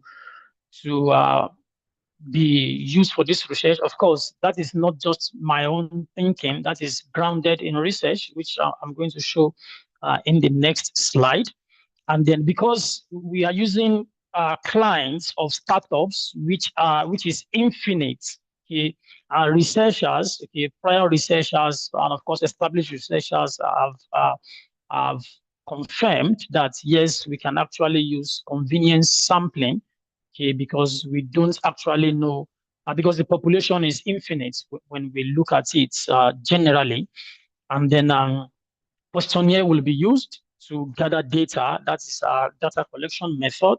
And when it comes to analysis, smart PLS and of course SPSS will be used for data analysis. Okay, so here I try to break that down, though I'm not going to be reading this word for word so that we don't waste time and the presentation does not become boring. But the graph I showed earlier here, this is just a way of trying to break it down and explain what we want to do in this research. Of course, the population is infinite, like I said, and the businesses, the startup businesses will be will focus on startups in Hyderabad, India, because I am based in India. Okay, and Hyderabad has been a major hub, okay, for startups, for those who are very much familiar with the Indian market. So we want to see those startups, the clients there, and use that as a geographical scope for this research. Again, I've mentioned the sample, and of course, I've mentioned the sampling technique as well. According to a client in 2005, we are using 200 respondents, which is required for statistical balance. But having said that, 300 and 350 completed responses, we aim to gather as many as 300 to 350 completed responses, so that after various cleaning and the rest of them, at least we can get 200. And of course, if 300, the more responses that are usable, the better the robustness of the analysis, and of course the generalization of the findings. But at the minimum, 200 should be enough. But that does not mean that 250, 300 can be used, depending on the uniqueness or the usability of the responses that we get. Okay, this is a sample of research instruments, which being adapted from various researchers in the past.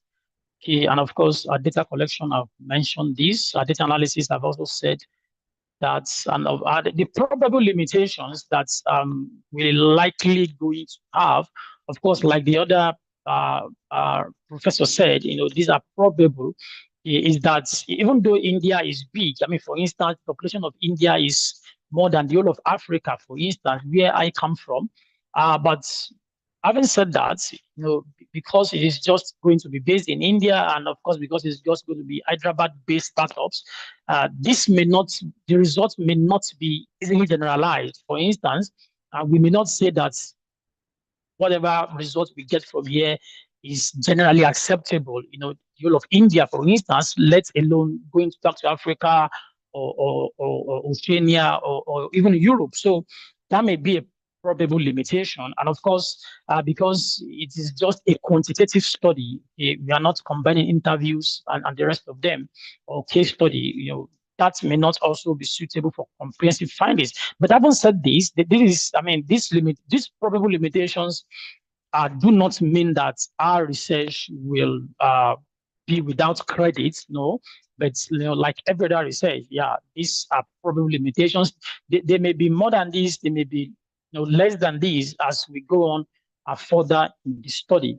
But these are just anticipated as it were. Okay, so what do I intend to contribute to this, to research and of course to practice?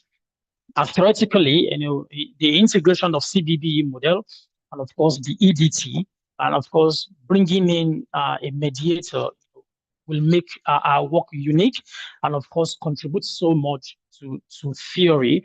And in the area of practical aspects, the findings of this work will be of enormous support to managers, especially of startups, because this is what our focus is on. And of course, to methodology, our model specification, and of course, our analytical approach will be of immense contribution to methodology. These are few references that we have, and of course, we have so many of them back in the whole work. And I say thank you so much, and I'm open for questions and contributions. So thank you very much, Michael, for that presentation. Now, I would like to open the floor for any comment, any question. But just to mention, Michael, you actually completed your presentation 3 minutes earlier. So on your proposal defense, you have 15 minutes.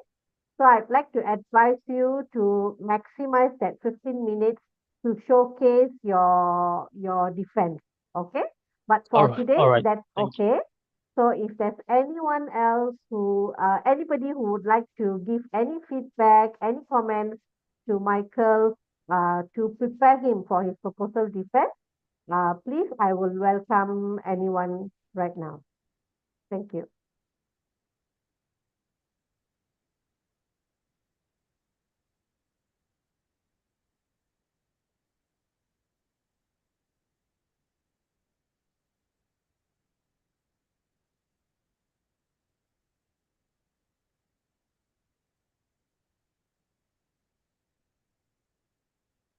Dr. Vijay, are you online, Dr. Vijay? Yes, Dr. Jain. Yes. Would you be able to just give any feedback to Michael? No, I think you're moderating very well. I think probably we need to indicate a checkpoint in between. Is it a good idea to say that, well, it's 20 minutes and hence it's 10 minutes midpoint, checkpoint, something, so that the presenters are aware as to how much time is left. That could be. That's one. That's the one suggestion that it's not a suggestion. It's just a observation that I thought would be good, um, and also encourage everyone to comment, ask questions, and so on. That would be really good, because this is all for our mutual learning. Each and every slide actually aids in not just the learning for the presenter, but it's a great learning for everyone who is watching the slides. Thank you, Dr. Jain. I have one question, Dr. Yes, Jain. Abdul Salik, please. You have a Yeah, question for Michael? yeah. Go Michael, ahead. thank you. Thank you. I felt like, actually there were 3 minutes left. So, we should be using those 3 minutes to actually utilize. There's a lot we can say. As I have heard saying, I have heard our seniors saying in the past that we should be very, very, very fluent in speaking and utilize all the time. Yeah, this is one thing. Second thing is question, Michael. What is that one reason? Because of which you say your proposal should be accepted? Yeah, maybe there are many reasons, but one of them is the contributions that we intend to have, not just to theory but also to practice. So for me, I think there are a lot of contributions that this work, or that those in practice and those in academia, will gain from this work. Yeah, thank you. But what is that one strong reason? You said a lot of reasons and contribute. Yeah. But what is that Yeah. contribution? Okay. One good contribution. Okay. One good contribution, especially for practice, is that startups will, from this research, our recommendations will be a building plan or building rock for startups to be able to know how to navigate competition. Yeah. One very generic question. Can I ask one more, Dr. Jain? Yes, certainly. Go ahead, Abdul. Yeah, very generic question, which is applicable to everyone, including me. is that what happens if our findings are contrary to what we thought? What is your approach? Yeah, if our findings are contrary, I mean, that is what research, that is the beauty about research. For me, I mean, for researchers, we have our own bias, but our bias should not interfere with our research. That's my approach as a researcher. So whatever the outcome is, there will always be reasons for those outcomes. So it should be as its way. That is the beauty of research. Okay, thank you. Good luck, Michael. Dr. Thank Jain, can I? Good question, Yes, Mr. Dr. Abdul Vijay. Khalik, Go ahead. as to what is one reason, right?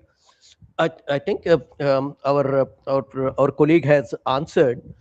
Just to expand on that, is as to this is a DBA course, and this is more so for the business side. So one thing that comes up very much is what is the contribution to the research and what is the contribution to the business. So that would, why are we doing all these things? If I am doing research, then what is it? It is, number one, meant for the academia, that is the research, and the research scholars and so on. And the other one is the business side of it. So that aspect has to be clearly spelled out. So those are the two things that we'll be looking at. As otherwise, why should there be sponsors for this research? And that is the most important thing. Now, the contribution need not be just a positive, saying that, oh, so whatever is expected, as you rightly, as our friend has indicated. Our findings, whatever be the findings, we are presenting them to the research, and whatever be the findings, we are giving it to the business to whether to take it or not to take it, or from that, what are the learnings. Okay. I hope this answers. Yes. Yeah, One definitely. Thank you so much. Yeah. May I? Yes, Dr. Shamishta. Go ahead. Yeah. Thank you. First of all, I would like to congratulate Mr. Michael. Very well presented. Your proposal was quite well defined. Thank Itself you. in the feature. Second thing, like Mr. Vijay said, of course, it is going to be more application based because your study is quite contextual and needed well in today's time. But the other aspect is consumer. So I think one part of this should be a consumer behavior because everything, whatever you are relating to startup, finally depends on the consumer behavior. So could be one chapter where you are talking about, how consumer also behave. Might be startup is doing everything to be successful, but then because you have taken Indian market research. And Indian market, you yourself said that it is very heterogeneous, different in nature.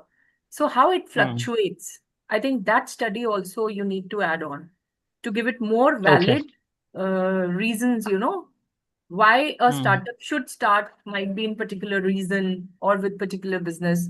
So I think that would help your study to be more application based in further. I mean, just a Thank you. suggestion only. Okay. Yeah, that's fine. Yes, Michael, Yeah, sure. very good. Sampling size is also very good, actually. Thank you so much, ma'am. Fine. Thank you. All the best. Okay, thank you. Thank you so much, Dr. Shamishta. So anyone else have any feedback, comment to Michael? Okay, so with that, all the best, Michael. And you Thank can you so much. unshare your slide. And Yeah, definitely. yes. Next on the list, Pratnya Vatsulka. You can share your screen. Yes. Okay, so Pratnya will be doing proposal defense presentation. So you have 15 minutes. You can start now. Thank you, ma'am.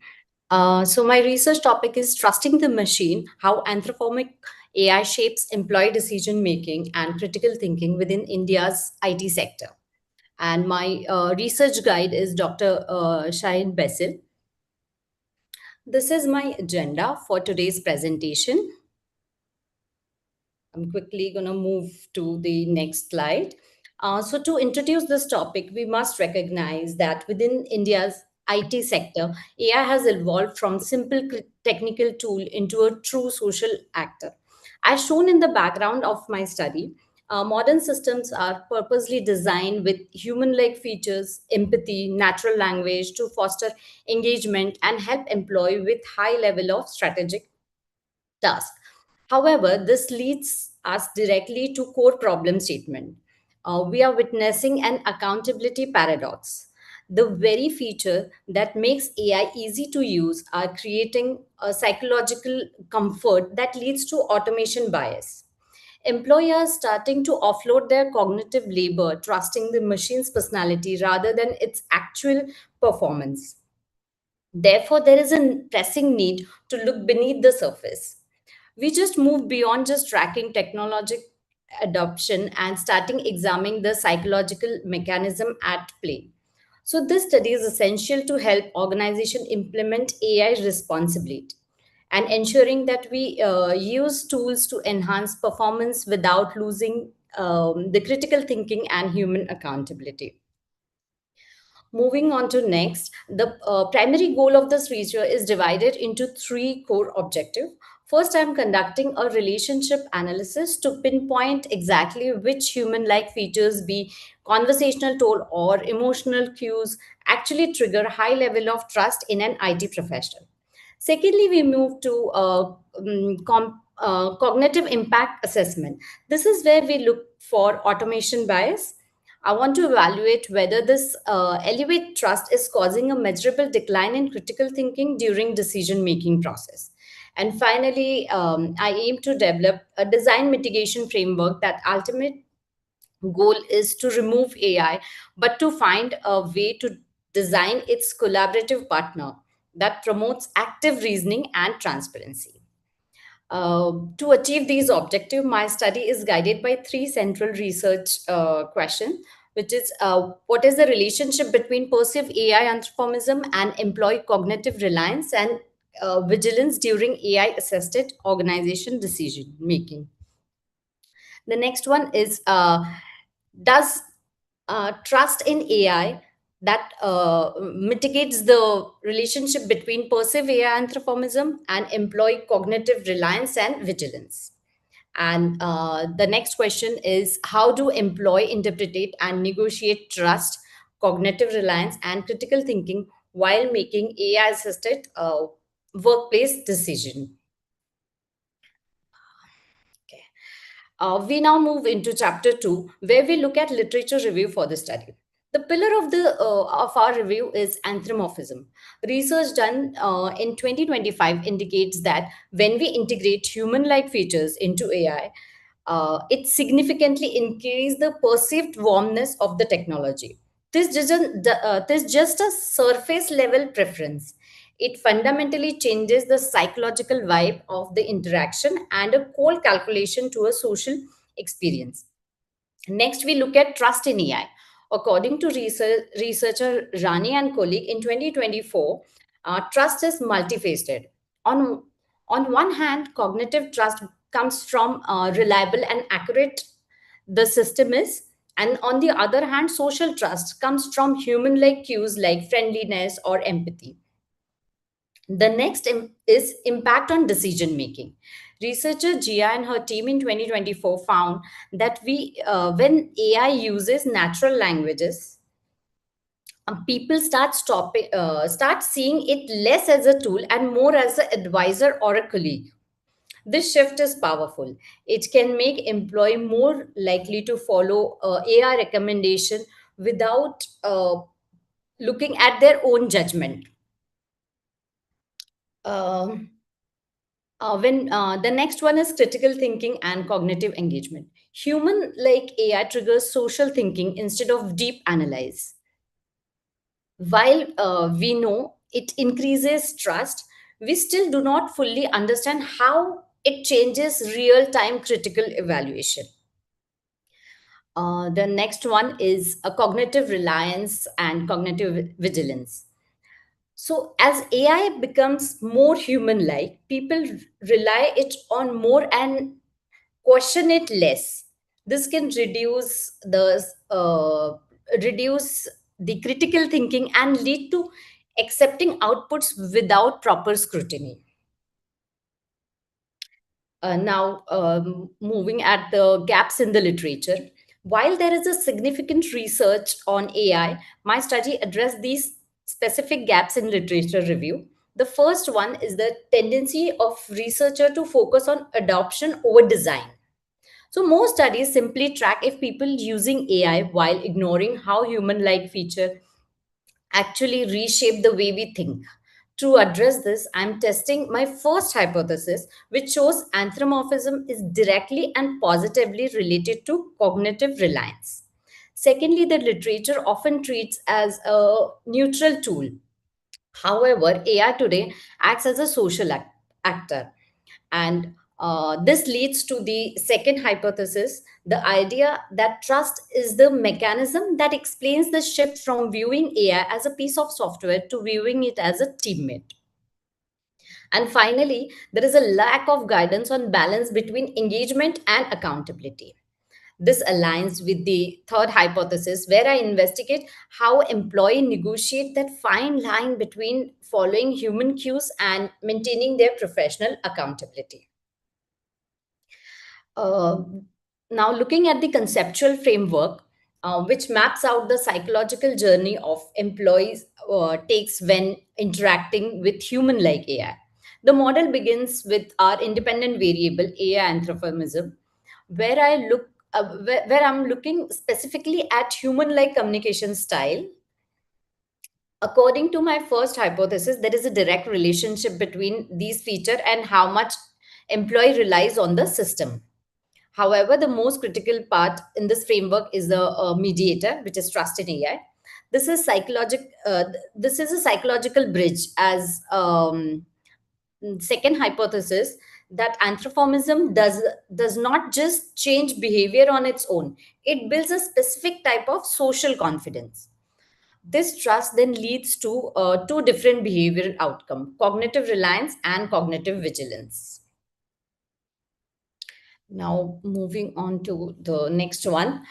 For this study, I'm using sequential explanatory mixed method design. This is a two-step process where in the first phase, I will test my hypothesis through a structured survey with 200 IT professionals. The goal is to measure how human-like, excuse me, the goal is to measure how human-like AI features impact on employees' cognitive reliance and vigilance. A key focus here is trust as a mediator. I want to determine if human-like design triggers a psychological shift that leads to cognitive offloading, where employee relies more on AI and less on their own critical thinking. Once the statistical trends are established, I will move to the second phase, semi-structured interview with 20 to 25 participants.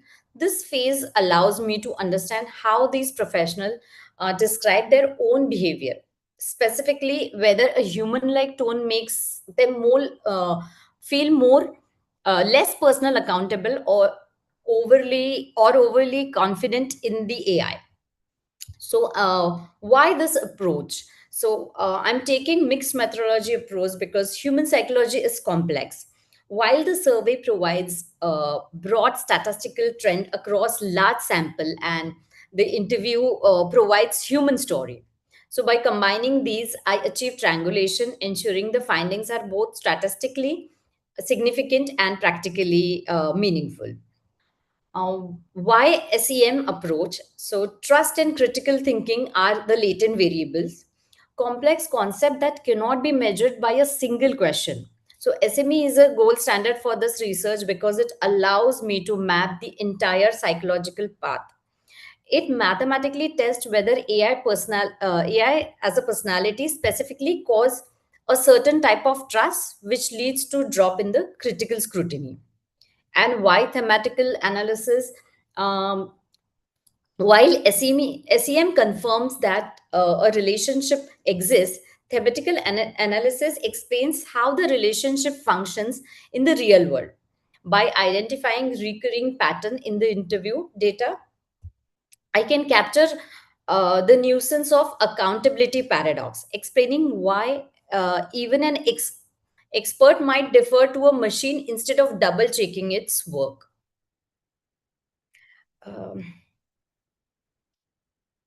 Okay, so to ensure this data is high quality and relevant, I have set a specific rule for who can and cannot take part in this study.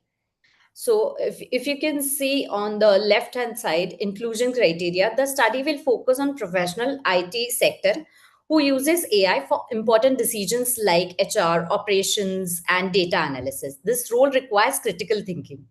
At the same time, they must use AI for judgment-based tasks such as screening candidates or evaluating performance. I'm aiming around 200 survey responses and 20 to 25 interview participants. While the exclusion criteria is where people who uses AI on not on a regular basis, anyone who is outside IT sector is also excluded, or someone with limited or inconsistent experience with AI. Now, for the data collection, in the first phase, we are using a structural online survey aiming at 200 IT knowledge workers. We want to mathematically test how different factor connected and how we use SEM. We'll be using MOS or Smart PLS to build our statistical model. And in this phase 2, once the survey is done, we move to a semi-structured interview with 20 to 25 participants. The goal here is to explore lived experiences using thematical analysis to identify recurring themes in how people describe their work. And the software we'll be using is NVivo to organize and code systematically. For selection, we will use purposive sampling, specifically picking participants from phase 1 who can help us explain unusual result or how they calibrate their trust. Also, the measurement scale I'll be using for anthropomorphism ID AQ scale, which is individual difference in anthropomorphism questionnaire. For trust in AI, we'll use ABI model, which is ability, benevolence, and integrity. For cognitive reliance. Hello, dear. Yes. You have only 1 minute left. Okay. For cognitive, the human computer reliance, and for cognitive reliance, human computer reliance scale, and for cognitive vigilance, CRT and scrutiny scale. So to conclude, the contribution fall into 3 areas: research, business, and limitation. For in terms of research perspective, the study extends to computer are social actor theory by examining how human like AI design affect their decision, and from business perspective to focus on maintaining strong decision making in Indian IT sector. The goal is to guide AI design so it supports user without reducing critical thinking. And in terms of limitation, the findings are specifically to Indian IT context and may not fully apply elsewhere. The study also relies on self-reported data and reflected a fast-changing AI landscape. These are the references. Okay, thank you, Dee, for that presentation. Anyone have any question or feedback? Good afternoon, Dana. Thank you very much for asking. Very well. Number one, very well presented, and number two, very well structured. Your whole presentation. So right from the TOC slides, which drives the entire flow of the presentation, since you have used it, it follows that. I have a question on your conceptual model, the research model. If you look at, so what are the hypotheses that have been identified? Sorry if I missed that point myself. I just wanted to understand. Slide. Yeah, So, if you. Here also we can see the hypothesis. Excuse me, sorry.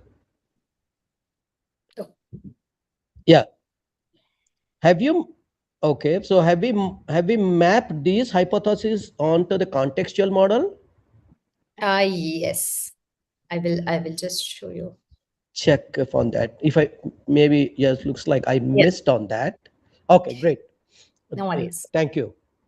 Thank Thanks you. a lot on that. I mean, I just missed that. And thank you for, for making me understand on that one. Sure. Other than that, I do not have any, yeah, just one point is perhaps Yes. you need to have a timer that you need to understand as to how much each sect, as Dr. Rana is indicated, pointed out. So if you have, yeah, so since you have about seven items on your agenda, if you look at, so how much you want to really cover. In my opinion, you covered a lot on the literature review. Yes. And so perhaps I think you need to indicate there itself as to what are the outcomes of that. Just one slide to say that enough data has been there or not there. So if there is enough data, that's why I'm going for quantitative. Since I didn't find much of a data, that prompts me to go for qualitative. Since it looks like there is some data and there is some data not available on one side, that's why I'm going for the mixed methods. I think that would be probably the good to end that slide, and also to justify why your problem statement is the right one that you chose. So your literature review, yes, suggests that the problem statement that you chose is the right one, and it actually justifies that. So that is the part of literature review. So that's the reason why we conduct literature review. Okay. Yes, definitely. I'll take that into Good. consideration. Very Thank well. you so much. All the best. Thank you. Thank you. Thanks, Dr. Rana. Thank you, Dr. Vijay. Anyone else have any feedback or question would like to ask? A couple of recommendations. Yes, please. Suggestions, Pradnya. Great presentation, great topic. Since I also come from IT background, I can relate to this a lot. There's a lot of information on your slides.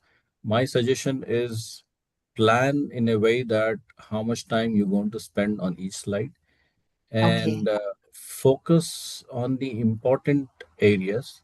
Use a pointer, because you are, I mean, I was trying to figure out from where you are indicating certain thing, so that will help the audience. And sort of little bit of spell check you need to do. There's a spelling mistake here, I think, psychological. So I think you need to just maintain that sanity. I will have a look at it. Yeah. The last thing is, when the timer was already there, I mean, the indication was already there, you should focus on summing it up rather than focusing on the same slide. So maybe if you have like 3-4 slides still left, use that time to cover those 4 slides. Sure. Thank you. Thank you. Thank Good you. luck. Thank you. So any more comments before we move to next presenter? Okay, thanks a lot, Dee, for your presentation. Let's move to next presenter. We have Nontisha. Nontisha is under the supervision of Dr. Alex. Nontisha?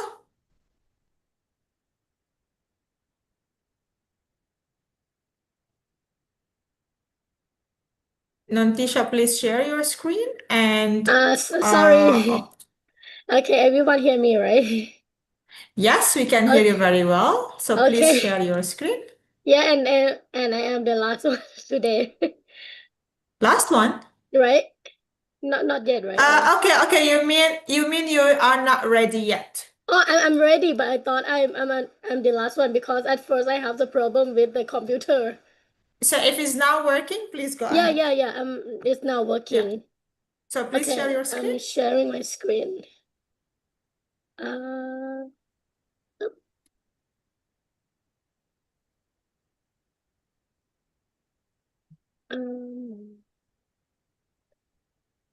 Okay. Did everyone see my screen?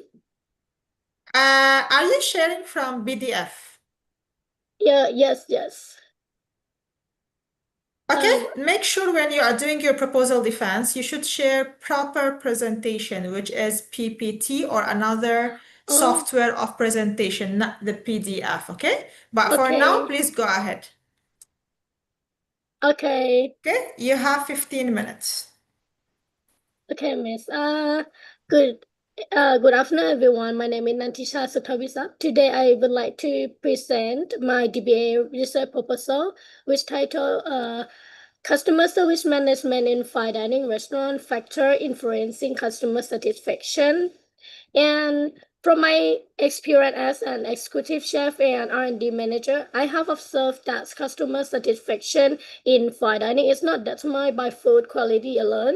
It is also shaped by the overall service experience, emotional engagement, hygiene perception, and the integration of technology with human interaction.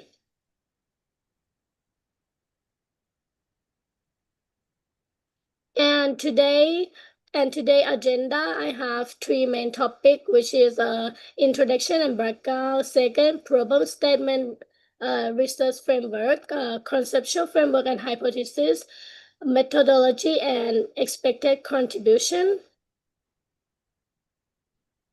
Let me explain a bit of introduction of this research. The global fine dining market continued to grow steadily, leading to increased competition among restaurants. Issues and environment, customer satisfaction, and loyalty become critical factors for long-term success. Therefore, understanding what drives customer satisfaction in both academically important and particularly relevant. The next is introduction about industry context. The experiential dining market is expanding rapidly, indicating that customers are increasingly seeking memorable and immersive experiences.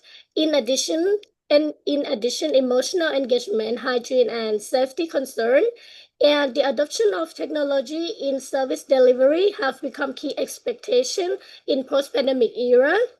This development suggests that customer satisfaction is influenced by multiple interconnected dimensions, not only by functional service quality.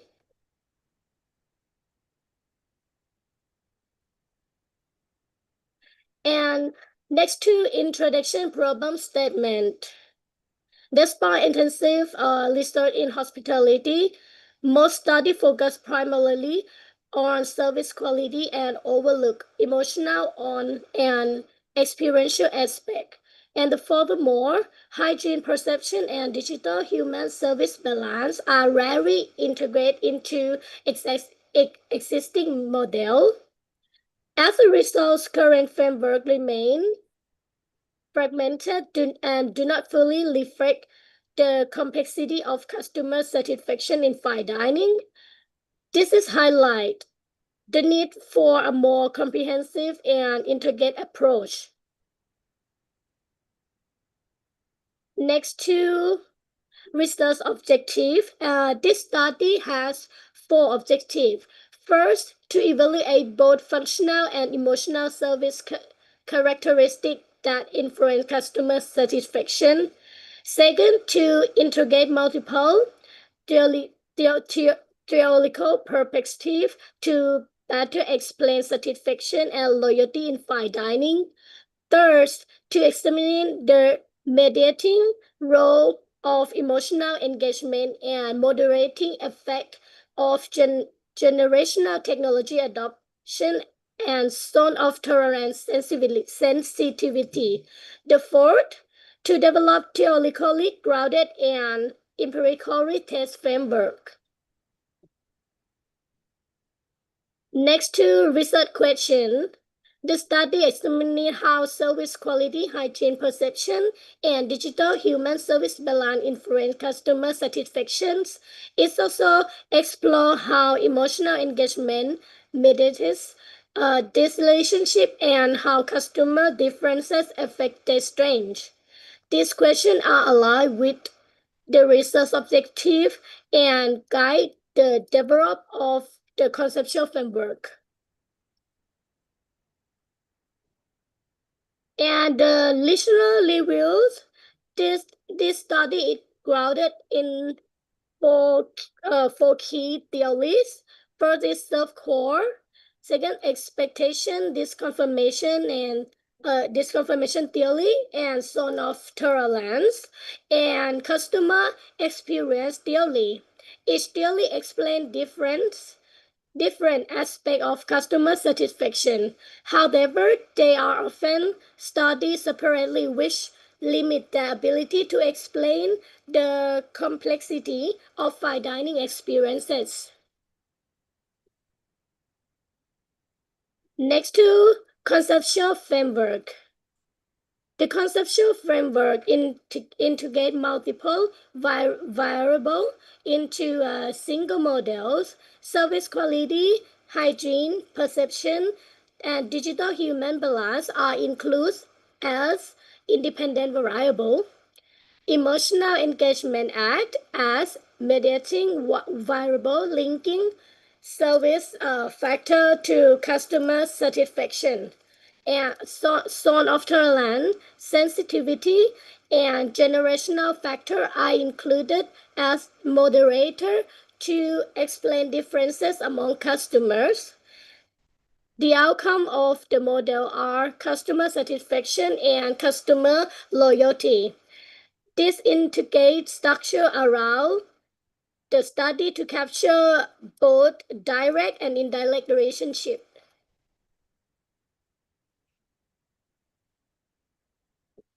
Next is research hypothesis. We have 6 hypotheses based on the conceptual framework.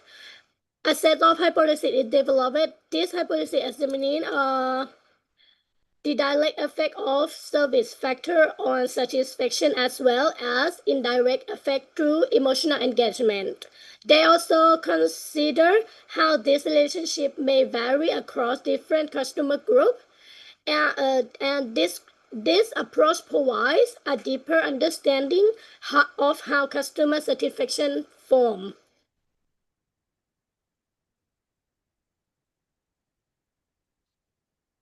The next one is chapter 3, methodology about the research design.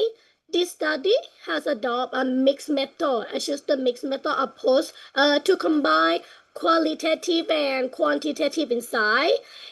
A sequential design is used where qualitative data is collected first to explore customer experiences, followed by quantitative analysis to test the proposed relationship.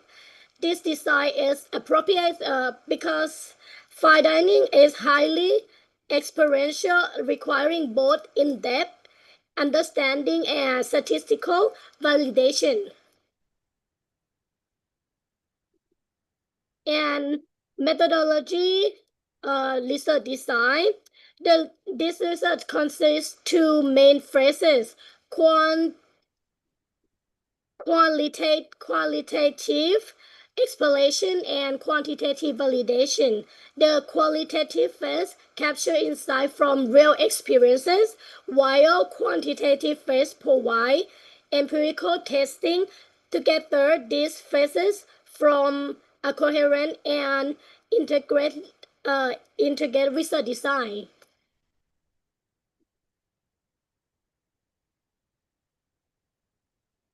Next to methodology, qualitative study. The qualitative phase, they're gonna use a semi-structured interval with 10 to 15 participants. Participants include both fine dining for customer and restaurant manager, select through purposive sampling to ensure relevant experience. This sample size is appropriate for achieving data salutation. The data is analyzed using thematic analysis, allowing the identification of key patterns and themes. The next is quantitative methodology of quantitative study. The quantitative phase uses a structured questionnaire with about 250 respondents. A combination of convenience and purposive sampling is applied to ensure accessibility and relevant to data analysis using structural equation modeling. This method is suitable for testing complex relationship within the proposed model.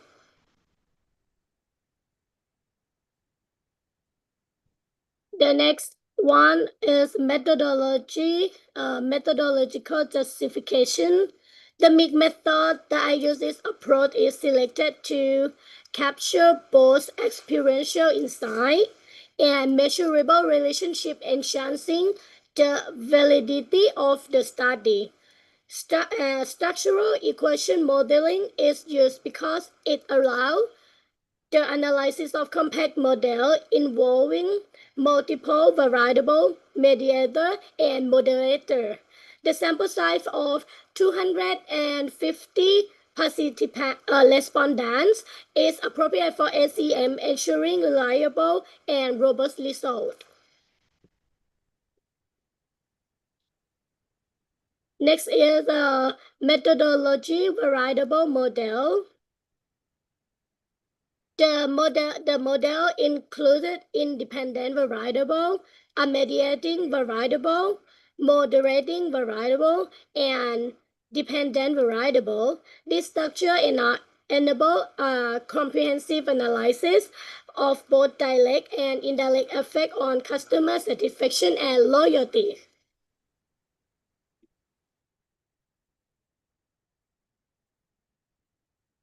Next is sampling and data collection. The data is collected through questionnaire using 5-point Likert scale, supported by qualitative interval. Pilot testing is conducted to ensure quality, validity, and reliability of measurement instrument.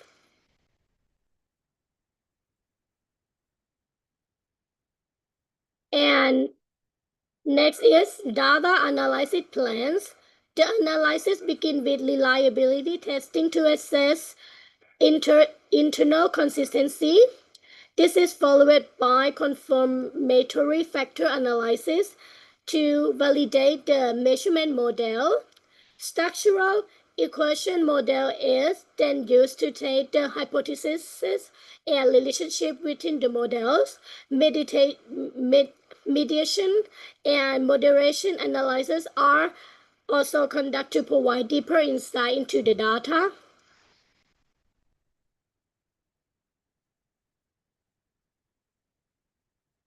And the next one is expected contribution.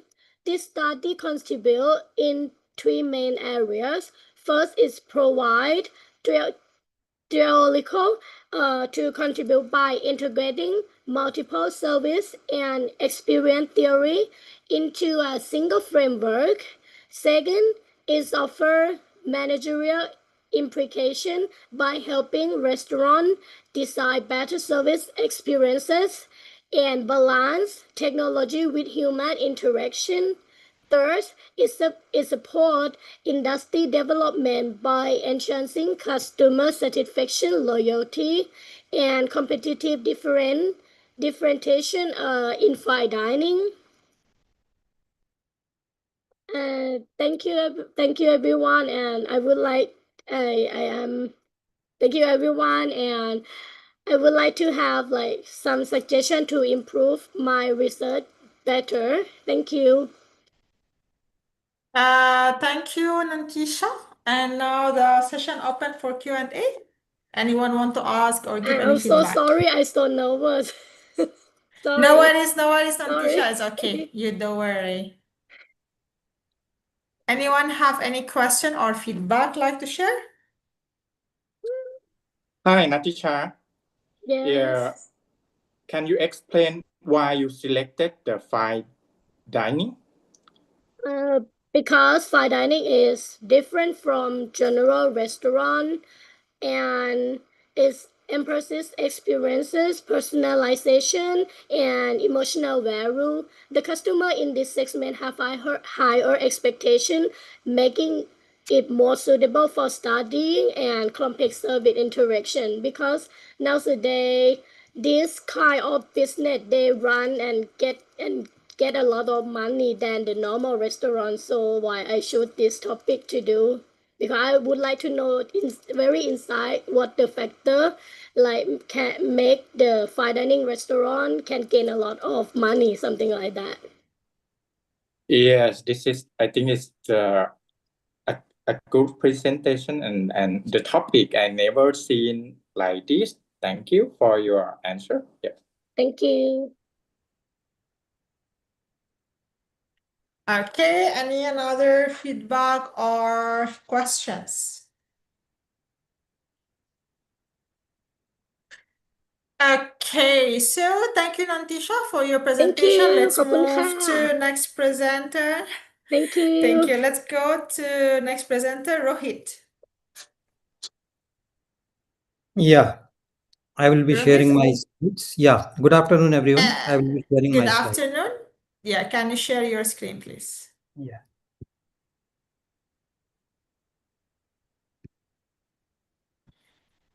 So Rohit is preparing for his proposal defense and also under the supervision of Dr. Alex. Can we see the first slide, Rohit, for the title? Yeah. Yeah. Yeah. Is it visible now? Yes, so Rohit topic is artificial intelligence as a strategic catalyst and empirical investigation of competitive advantage in project-based organization. So Rohit, you have 15 minutes for your presentation. You can go ahead. Yeah. Good afternoon, everyone. Good afternoon, professors. Rohit, we cannot hear you. Yeah. Now we can hear you. You can hear me? Now we can hear you, yes. Yeah. Yeah. Can you So put your good slides in presentation mode, please? Yeah. Yeah. Is it fine? Yes. Okay. So good afternoon, esteemed professors, faculty members, colleagues, and all the participants in the symposium. I am Rohit Saraugi. I am from India. I am in the field of project management and program management, working for almost 26 years now. So lately, being in the field, lately I've been observing that there has been a lot of interest in AI use in project management. People are coming up with why not AI use in project management. A lot of ideas are coming up. And so I thought of this topic as a pertinent topic, whether artificial intelligence as a strategic catalyst and empirical investigation of competitive advantage in project-based organization. So this is chapter 1, introduction and background. So lately I've read a lot about this topic and searched through some of the latest talks in this area. So Harvard Business Review has clearly said researchers, startups, and innovative organizations are beginning to apply to project management. Again, I would like to emphasize on the point, project management is slightly different from all other industries. So again, my area of focus is project management and program management. HBR has further said that by 2030, the field of project management will undergo major shifts. There was another survey conducted by PMI. PMI is a leading global body, that is Project Management Institute from USA. In their 2021 survey, they have also ranked AI as the third top disruptor in the field of project management. PMI findings in the same survey also said AI would eventually lead to change in PM style of implementation and corporate study. PM refers to project management. Further, a study by PricewaterhouseCoopers in 2018, they did another study. They said while AI will change how the projects are managed, they will still lack the human touch. Tasks which require skills like leadership, empathy, emotional intelligence, and negotiation will still need human interventions. So, going on this background, despite there are Fan and Shang in 2021 said, despite a vast amount of research done into AI worldwide, only a few studies have been focused on the field of PM, that is project management, and even fewer on the construction sector. So people are still contesting if AI is a sustainable strategic resource for project organization. So let me quickly go through a slide. This slide is sourced from PMI report on AI and project management. So basically, if you look at this slide, on the x-axis, you will see who does the work, machine or human. On the y-axis, you see how complex is the task. On the bottom is the low complexity task. On the high side is the high complexity task. So if we go to the lower quarter, if you go on the bottom side, that is low on x-axis and low on y-axis, you will see there are areas which can be done by machine. Machine refers to AI, where AI interventions can be better. These are meeting summary notes, report generations, lessons learned summary. So these are the tasks which can be automated, where AI can give better results. If we go to the next level of tasks, which are in the level of assisting, you will see large data set analysis, cost and schedule estimation, cost benefit analysis, and risk analysis. They are slightly middle in the complexity. These are the areas where the report says AI can assist. It cannot completely be, or these tasks cannot be completely automated. Going further, on the top hand side, you can see there are certain tasks which are complex and where human interventions are required. That is project business case creation and project decision making. I can also add project stakeholder management. So these are the areas where AI can only augment. So basically the point is, why I was showing that slide is, while project-based organizations are investing heavily on artificial intelligence, it is yet to be established if AI will be helpful in all the project management areas. As per our global guidelines, project management has basically 10 areas, and AI may not be useful in all the areas of project management. The primary purpose of this work is to check if AI, this is my research problem and objective, I'm trying to get into the problem. The primary purpose of the work is to check if AI can serve as a firm resource and source of sustained, again I'm telling you the word sustained, continuous, sustained competitive advantage for project-based organization. On the surface, AI technology seems to be very homogeneous and immutable, and it's an immutable resource. Nowadays, there are so many AI sources and tools available.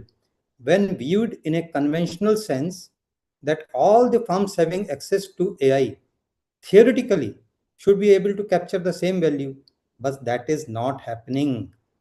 That is not happening. So different firms have different level of AI interventions, and different firms are achieving different values from the AI interventions. So basically, the main objective is to test AI as a source of competitive advantage needs to be tested through VRIN or a VRIO theory. It's a lens of strategic management theory. This is a part of a strategic management area, where there's a theory given by Barney in 1991. It needs to be empirically tested how AI fits appropriately into Barney's 1991 model of firm resources and sustained competitive advantage due to these are the four areas of VRIN: imperfect immutability, value, rarity, and non-substitutability. According to Barney model, organization resources that are considered source of sustained competitive advantage are those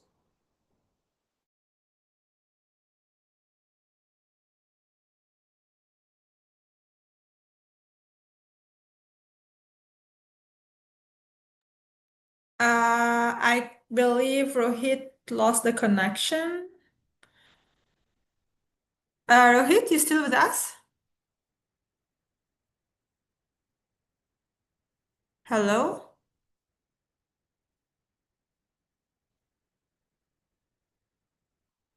Okay, I can see Rohit. Anyone else can hear me? Yes, I can hear you. Yes, I can hear Okay, you. so I believe maybe Rohit get his network disconnected. We do hear you. Because Yeah. In between. Rohit. Rohit?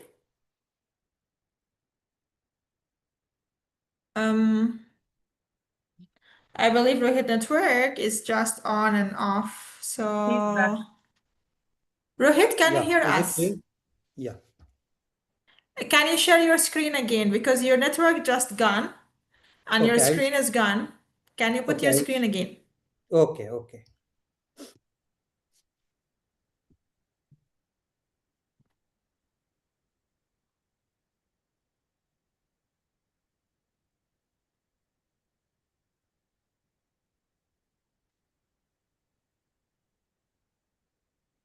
Yeah. Is it visible now? Not yet. Yeah. Is it? No, it's always showing black screen.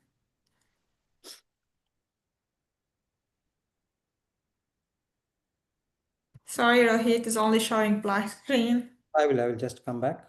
No issue. Now it's okay. Now it's okay. It's okay. So can you put your presentation? Yeah. Is it fine? Yes. By the way, you have 6 minutes left only. Okay. So this empirical investigation explores the indirect.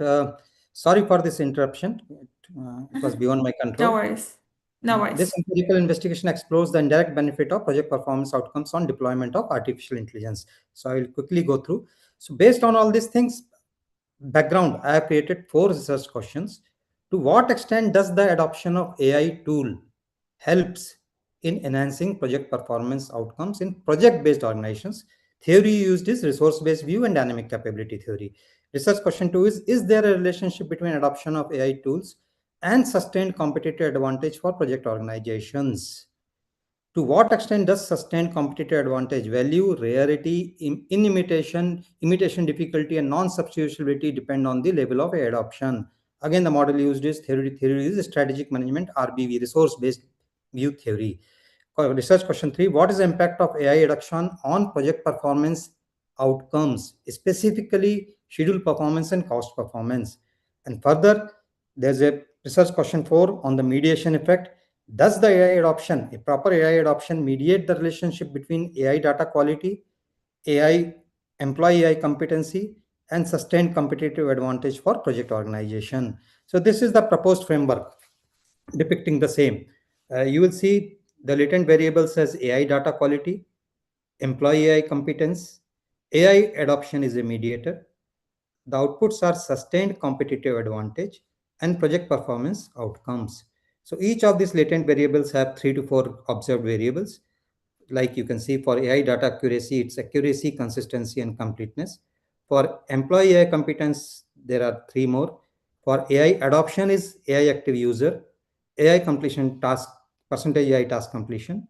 And again, sustained competitive advantage is the most important thing part of my theory, my testing, where AI has to be tested for its VRIO characteristics, that is whether it is really valuable, whether AI intervention in project management is valuable, rare, imitable, and organizationally embedded. Certainly, we can find project performance outcomes, whether they are affected by sustained competitive advantage, and you have 2 independent indicators, that is cost performance and schedule performance. So based on that, again, these are the hypotheses. I will run through them quickly. These I have already explained in my proposed diagram.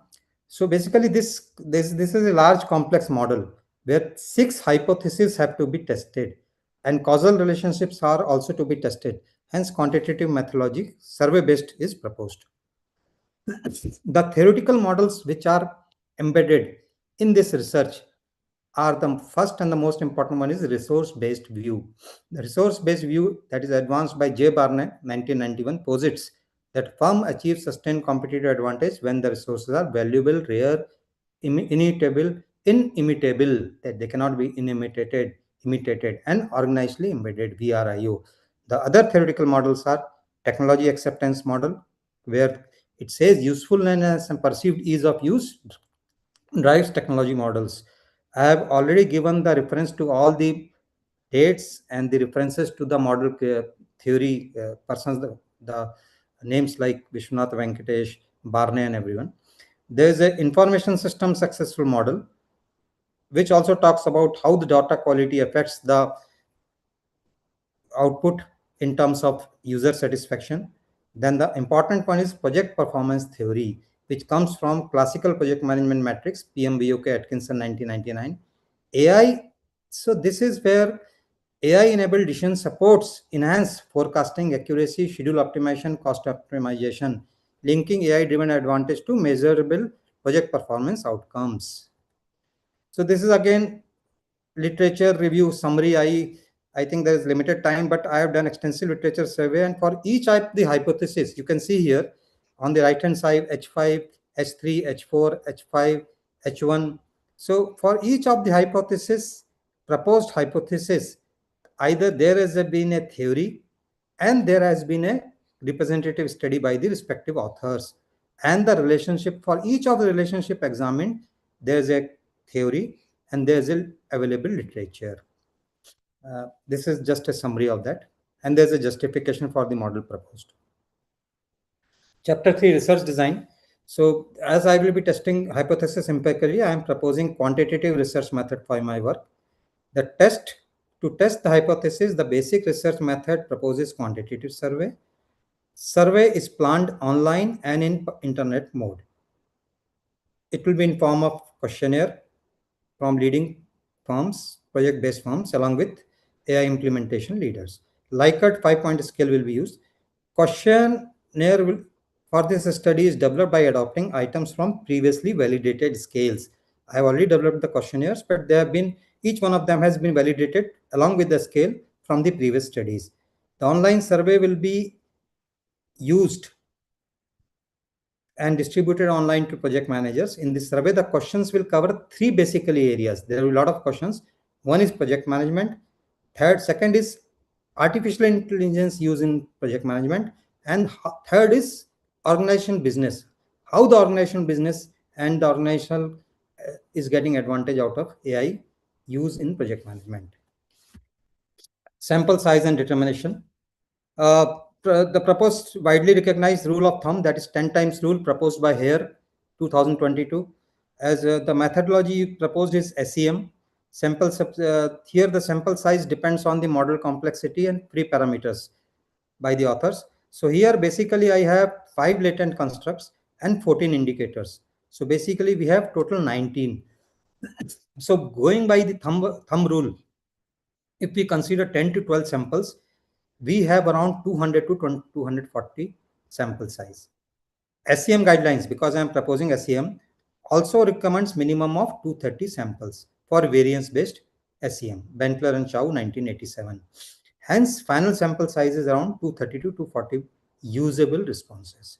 Sampling, non-probabilistic, purposive sampling will be used to get responses from selected candidates. As this work requires people to be knowledgeable in the area of project management and AI interventions, we will use purposive sampling. Respondent profile, unit of analysis will be individual, population, project, program, and portfolio managers from organizations, manageable multiple projects, presently from Indian. I have not written it here, but presently from Indian project management and program management organizations. The inclusion criteria will be respondent must have direct experience with AI tool, minimum of 2 years, in intervention in project management or organizational context. Outreach will be done through professional outreach, LinkedIn profiles, and referrals. So basically, as I have to give Rohit, you have only 1 minute left. Okay. So basically, as I have, I will just put up the model summary. So for each of the construct, what are the conceptual focus? And each of the latent construct, I have these number of indicators. And for each of these indicators, I have given the key references. So basically, the method will be used, will be SEM method. We're using partial least PLS SEM method, because this will be very good to determine complex relationship between observed and latent variables used for complex hypothesis testing. Here I am testing 6 hypotheses. Furthermore, all the constructs study limitations are at this time, I should say probable limitations, as some of our friend has pointed out. These are not possible study limitation. These are the probable study limitations. This study will be at status at this time because AI intervention in project management has started just year back or 2 years back. So this study limitation that is that this study will be done at this time. This is a recent phenomenon, but this whole study has to be tested over a period of 2 to 3 years more, and cross-country comparison has to be tested in future. Thank you.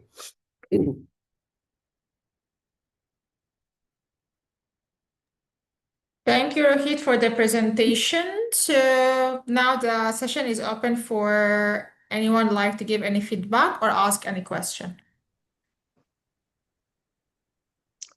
Rohit, this is Vijay here. Any questions or feedback? Yes, Dr. Vijay. Yeah, good topic. And that's very dear to me. I am also from project management, and AI is also. In fact, my doctoral thesis also focuses on AI in project management. Okay. Besides that,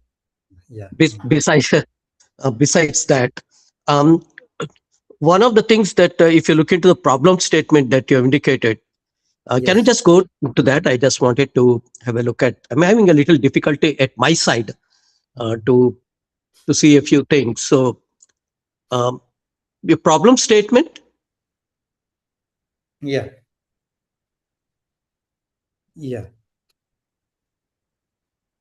Okay. I'm just looking at whether we have indicated what kind of organizations that we will be looking into. Did we look into that right at the beginning? Yes, I have mentioned it.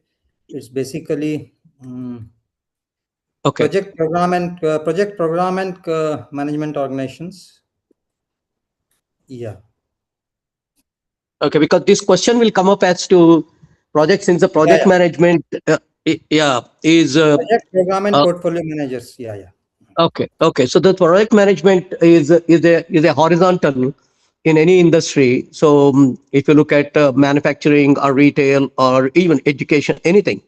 So project management is a horizontal. So what kind of industries are you looking into?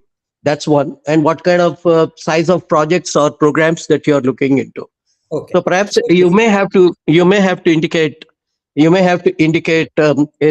sentence or something as to what kind of organizations you are looking into, and also what kind of size and the type of projects you are looking into. Thank you. Vijay, I missed Excuse it. me. I spoke. Basically, I'm looking into infrastructure industries, basically construction. I mentioned it in somewhere in my slide in the literature web. So basically, I will, as rightly pointed by you, I will write down the kind of industries, their turnover, and what kind of industry I am proposing to conduct this study in. All those 3 areas I will mention. Yeah, and I think geography, I think you indicated India, right? So that also. Okay. So now, so second thing is, please pay attention to APS 7 format, APS 7, because if you look at it, is not Barney's, BARNEY, and you put an apostrophe S. That I think here also in this slide also, I think if you indicated J. Barney 1991, I think that please check. I think it should be just Barney. Okay. You have it, so that's okay. You got it, so doesn't matter. Let's not. I'm just you got it right. I'm trying to locate, but I will correct it. Here on this slide, the first one, and I think in the previous slides, not just one, but in several areas you indicated here also. If you look into the third paragraph, second line is Barney's. It is not Barney. It is just Barney in 1991. Okay. So similarly, I think if you look at the VRIN, if you look into the VRIN, perhaps I think you already indicated the definition of VRIN from Barney. Otherwise, please indicate there. So tested through VRIN lens. If VRIN is the first occurrence, there itself should be a reference to Barney. Okay. Okay. So say that. Third is you got slides, lot of slides, but to to indicate as to which slide, etc. It would be helpful if you have a slide number there. Yeah, I tried to insert it, but because of the, I think I'm not, I will certainly figure it out. And I tried to give slide numbers, but because of the standard format, on the left-hand bottom, you have some figures already embedded by the university. So it is not, I'm not able to superimpose numbers on that. I tried it. I will certainly try it again. Okay, so I have gone through this. Several people have gone through this. Simple suggestion, put manual. Okay. Just a very easy. Instead of doing it, we are all very good at AI and technology, etc. But when it comes to small things, like I am very bad in that. So I learned that just put manual and get going. Okay. Sorry, just a little humor. Don't not like that. I think your thing should clearly indicate your thing. Your proposal should indicate also, because you got, in my opinion, you have too many hypotheses, and also the research probably would take length. So you need to, somewhere you have to put an indication as to what you are going to do midway through that, or at the beginning of the commencement of your actual research, to take another look and see as to whether the research model holds good, or you want to see, based on the time limitations and the cost limitations and several things, how you are going to see as to you are going to prune the model. Okay, not expand definitely, but prune. All right, and then the last one, if you look at, I'm sorry, I'm not feeling well, so that's it. In the last one is that you indicated some objectives, like if you look at the SPV and the cost performance and the schedule performance. But before that, you indicated something like it will explore objectives like. But the moment you put the objectives like, then the scope is already, you're saying that the scope is much beyond this SPV and V. My suggestion is, please take a look at and just arrest it only to SPV and CV only. Okay. That way you are very crystal clear. Otherwise, you have to go one more layer in defining what are the other objectives. That will significantly increase the scope of the research itself. Okay. Yeah, in this slide, exactly. So project performance outcomes. Project performance outcomes could be customer satisfaction and project management efficiency and so on and so forth. There are so many. Instead, you just focus only either on cost performance or schedule performance or both, but not the center one, which is a little bit dicey in the sense that it is not crystal clear. That's it. From my side, damn good, very good, very dear to me also. I'm very happy. You'll do a great job, Rohit. Thank you, Vijay. Thank you for your valuable suggestions. I also thank Dr. Borden, Alex Borden. Actually, he helped me a lot with all my slides. He's my guide for the subject. Thank you. Thanks a lot. Thanks, Dr. Okay, thanks a lot, Dr. Vijay, for all your comments. Anyone else like to add any comments before we move to the next presenter? Okay, thanks a lot, Rohit, for your presentation. Let's move to next presenter, Thank you, Dr. Paulson. Lana. Thank you. Most welcome. Paulson, under supervision of Dr. Sharmita.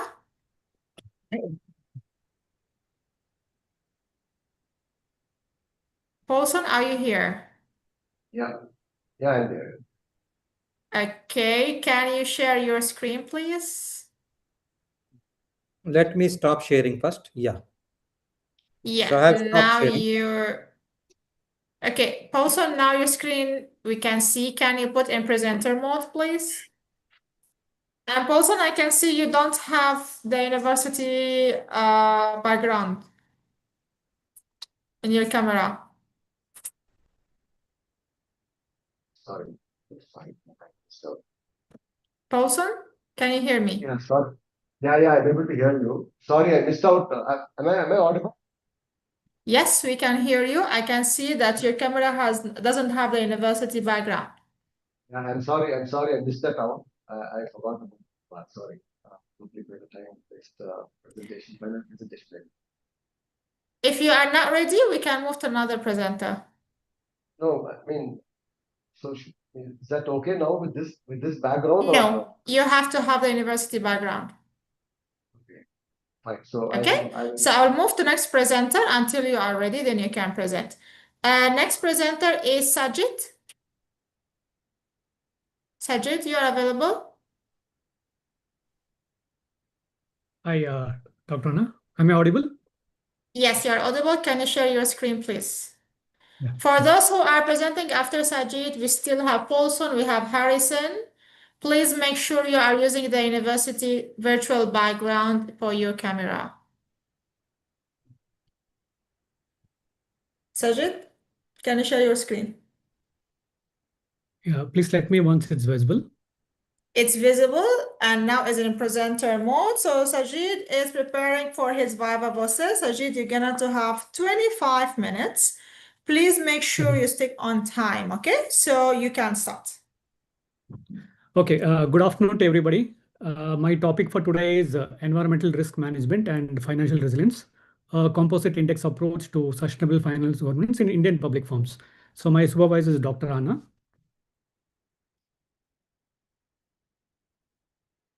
So this is a brief agenda. I'll be moving through the slides as per the thesis chapters: introduction, literature review, research method, results, and discussion conclusions. Okay, let me set the background first. So if you look at the report by the World Economic Forum, you see they have done a survey in 2024 for the top 10 risks in 2 years horizon and 10 years horizon. Now, what you look at is 2 years horizon. You can see at the green color thing is extreme weather events. So nature-based risk has been identified. But if you look at the 10 years, it's quite shocking. The top 4 risk which has been observed or surveyed is all based on nature: extreme weather, critical change to earth systems, biodiversity loss, natural resource. Of course, you've got other thing called cybersecurity and AI coming in, but this is quite alarming. So we should be prepared for such kind of risk. How can we be ready for that? How can industries be ready? How are they resilient to this? The second thing what we look at is this study is specifically based in Indian public firms. So we have a regulatory body where companies need to disclose certain reports. So they currently we are discussing the CSR report as per the Companies Act 2013. But for all the public listed company, starting 2021, SEBI has mandated that the top 1,000 company should report their BSR report in the public domain. So this is making sure that all these 1,000 firms they are going to tell what are the kind of business responsibility practices they're following, and that has to be given to all the investors and stakeholders. Third is we're looking at the capital markets. An interesting change has been happening. Now, the credit rating agencies and the global investors are beginning to price environmental risk into capital decisions. So they're also checking how well are you prepared for environmental risk? Are you ready for any risk? Do you have any backup plan? Is there a business continuity plan? So they're also looking into this. And another background is like the evidence linking to the environmental governance to firms' financial outcomes. It's quite mixed, especially in emerging markets like India. So the studies are not clearly indicating that what is the link between environmental governance to a financial outcome. Saying that, we look at what motivated me to do this study.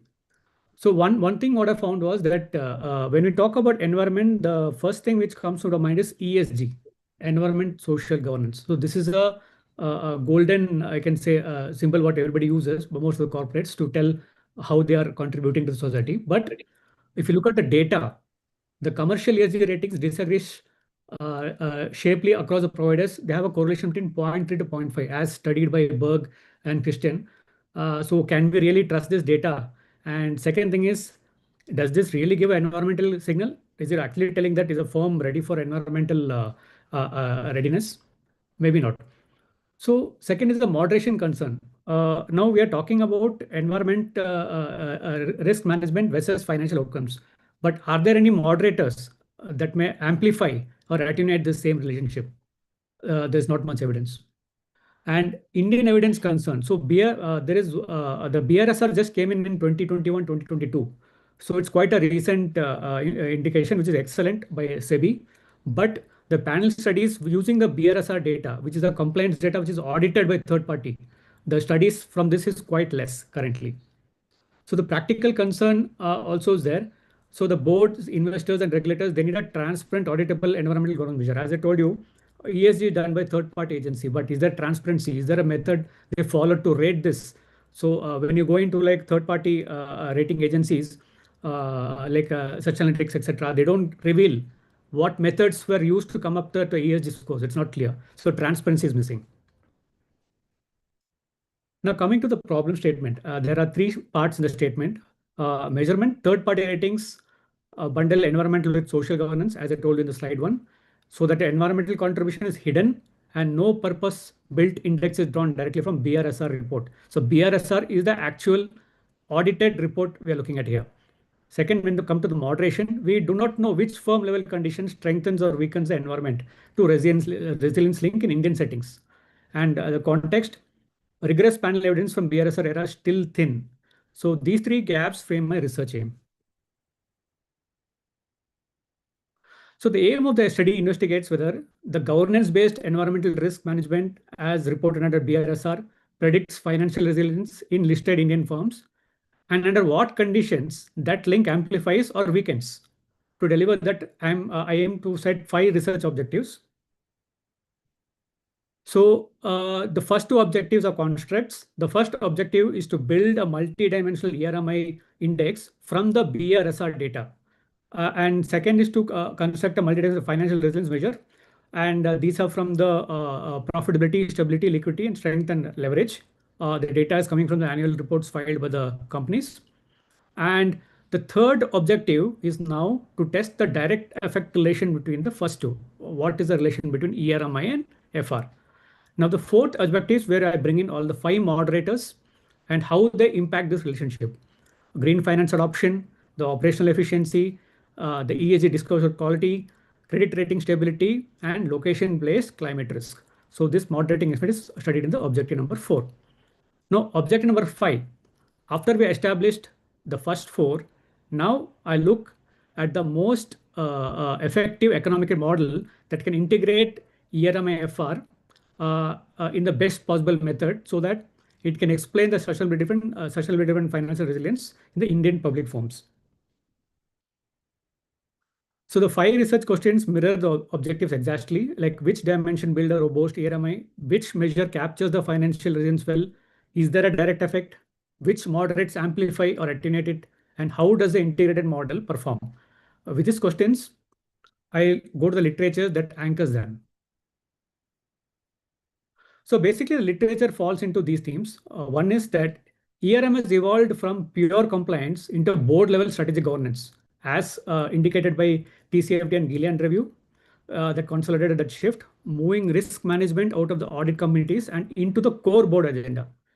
2, environmental risk management itself has matured from pollution control into integrated climate risk governance. With recent work such as Kumar and colleagues, they are extending the lens to physical and transitional risk as well. Third is financial resilience is now measured as multi-dimensional panel of liquidity, leverage, profit, and solvency rather than single ratio. So normally we talk about return of investment, etc. But now it's much more complex how we define a resilience. This is how I specify formatively in the study. And for the ESG measurement critique, Berg, Corbell, and Rigbon showed the rated disagreement and aggregated ESG score buries the environmental signal. So we saw this data in the second slide where we saw correlation of 0.3 to 0.5. So this is why I built the ERMI ground up from the BRSR data rather than pulling it off from ready-made ratings and give it a composite and transparent audit trial so everybody can follow it and test it out. Moving to the next core nexus, that is the ERMI financial link.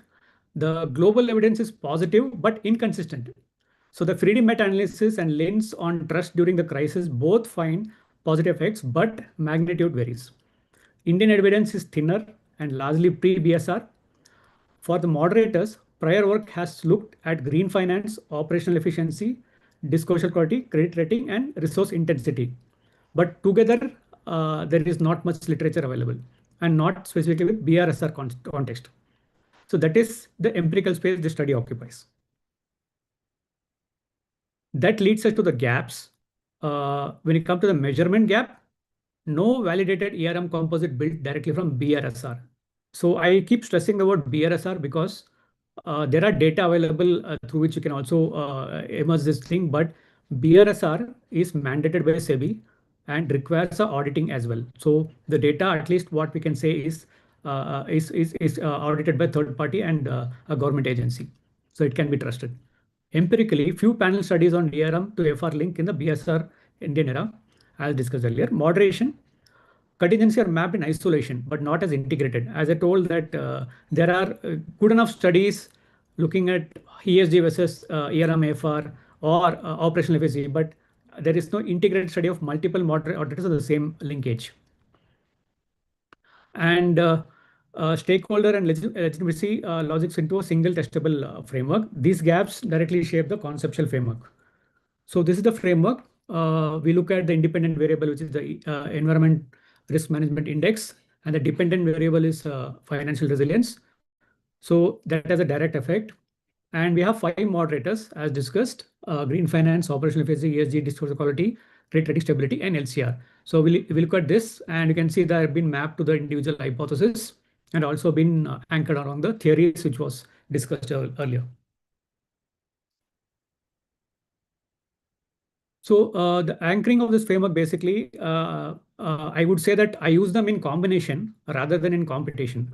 That's what I feel. The institutional theory from DiMaggio and Powell explains why firms respond to BRSR. Is it coercive pressure from SEBI that creates disclosure floor, and mimetic and normatic forces that drive the diffusion across the peers? The natural resource-based view from Stewart and Hart. So I'm using natural resource bus here specifically because I'm talking about environmental resilience. So RBV also can be used, but specifically I'm using an NRBV array. Okay, and which engine behind the ERMI resilience prediction? Stakeholder theory from the Freeman and legitimacy theory from the Schumann explains why creditors, customers, and regulators actually reward the capability with the financial flows. That shows us the resilience. Together, this all tell us that not just whether the effects exist, but why and through which channels, which is what distinguishes the exploratory model from a merely predictive one. So there are 9 testable hypotheses in this thing. H1 and H2 is, will be a construct which will be validated. H3 is a central claim where ERMI predicts the resilience, and H4 is having the 5 moderators, and H5 is the integrated model hypothesis. So each has a specific operational prediction tested in sequence with a conceptual work laid, and I turn into the methodology next.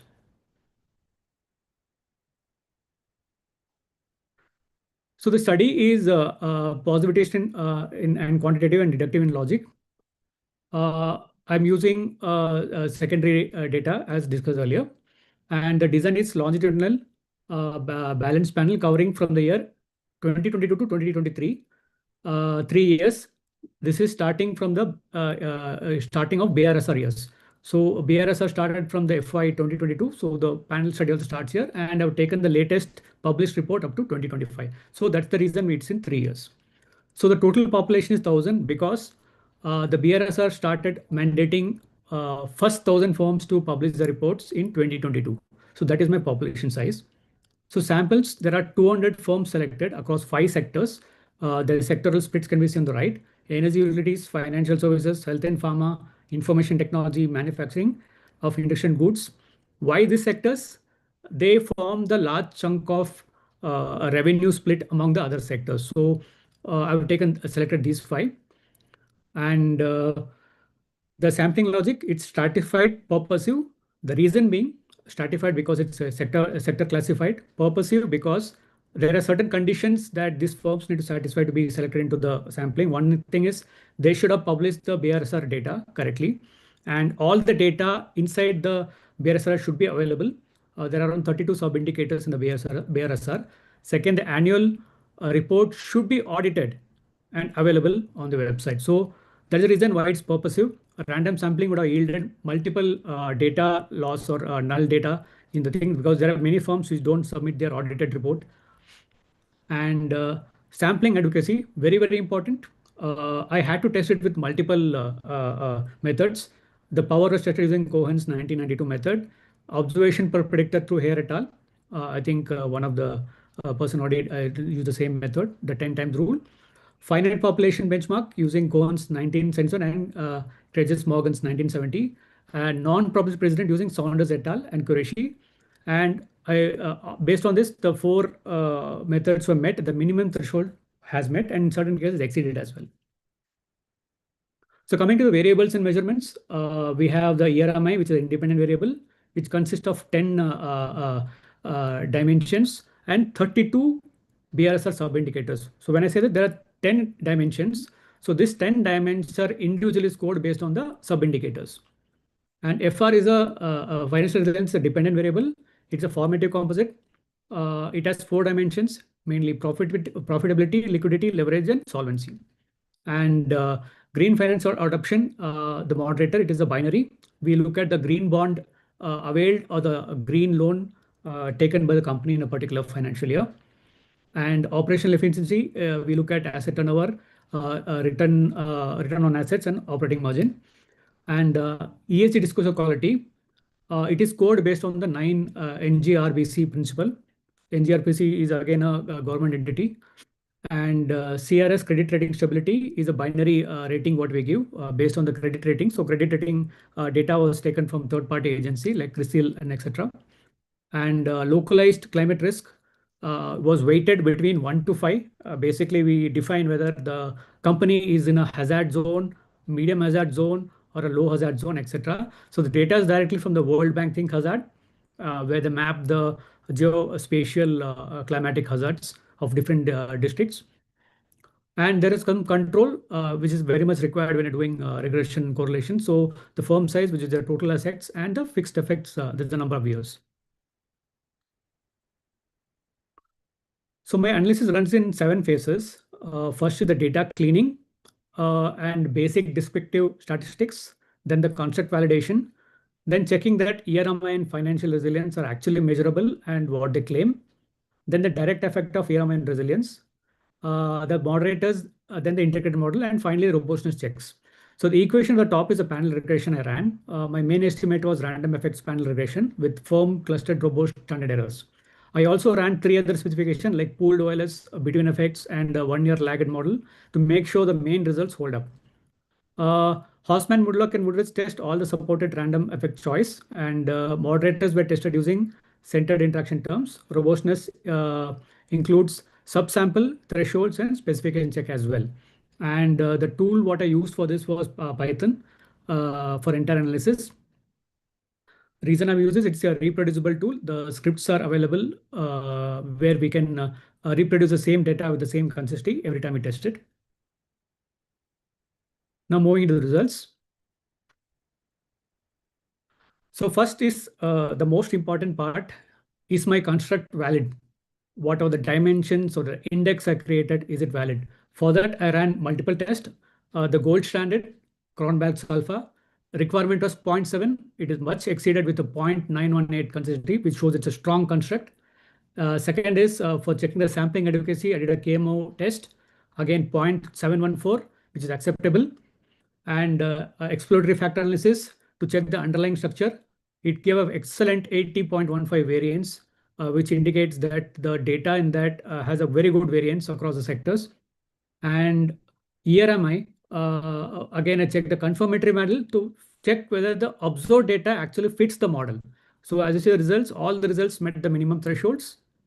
And finally, the financial resilience.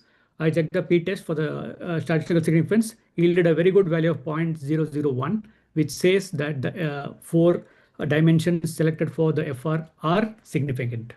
So the verdict is H1 was valid, H1 and H2 passed hypothesis. Second, we come to the third hypothesis, which is a central claim of the entire research, the direct effect of ERMI on FR.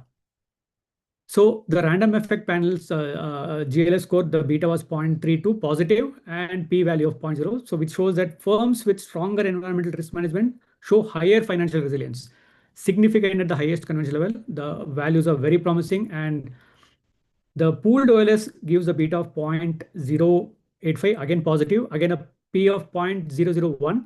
It's smaller because it ignores the panel structure, but still significant. The between estimators, that is the between forms we're talking about, captured around beta of 0.101 and P of point positive again 001, which captures the cross firm variations only.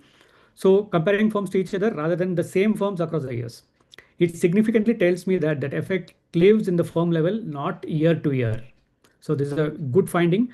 This matches the natural resource based theory. Environmental governance is a slow moving capability stock, not a switch.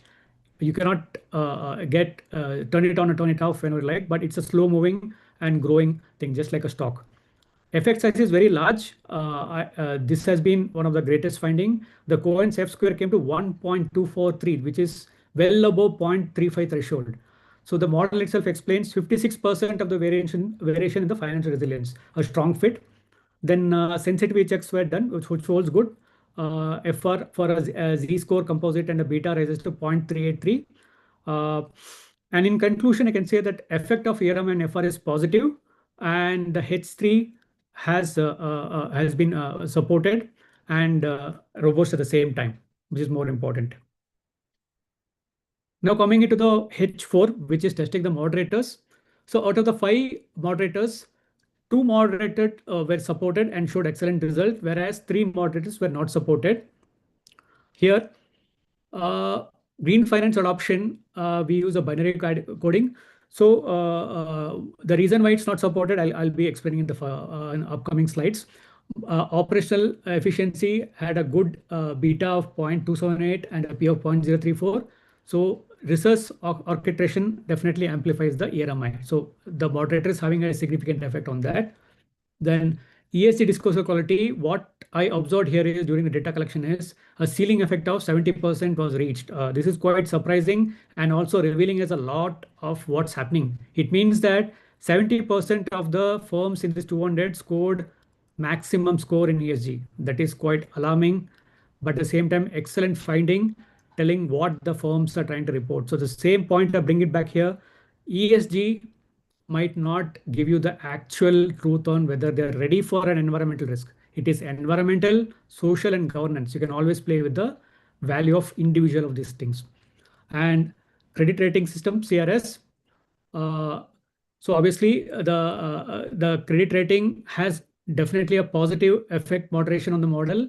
So you have a good credit rating, you're bound to get better capital from your investors.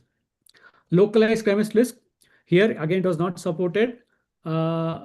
Maybe because what data is available in the world thing hazard is district level, but there are chances that the particular industry might be lying in an area which may be having high risk, but under district aggregate, it will be showing as medium. So this might be one of the reasons. However, the literatures in the previous supported that localized climate risk does affect the financial resilience. So again, a great findings I take away from this. Coming to the final hypothesis, which is to develop an integrated model, which can best explain.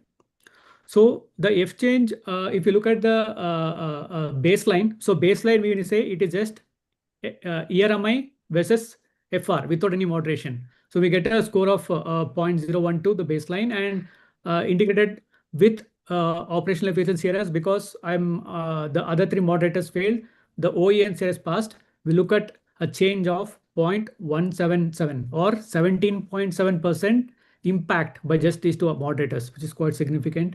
Similarly, R square also had an impact of 16.5% or plus 0.165.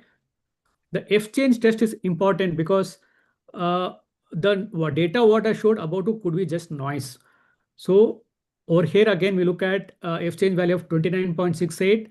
Please note the threshold is more than or equal to 5. So it shows the data seen above is not just noise, but a statistically strong data.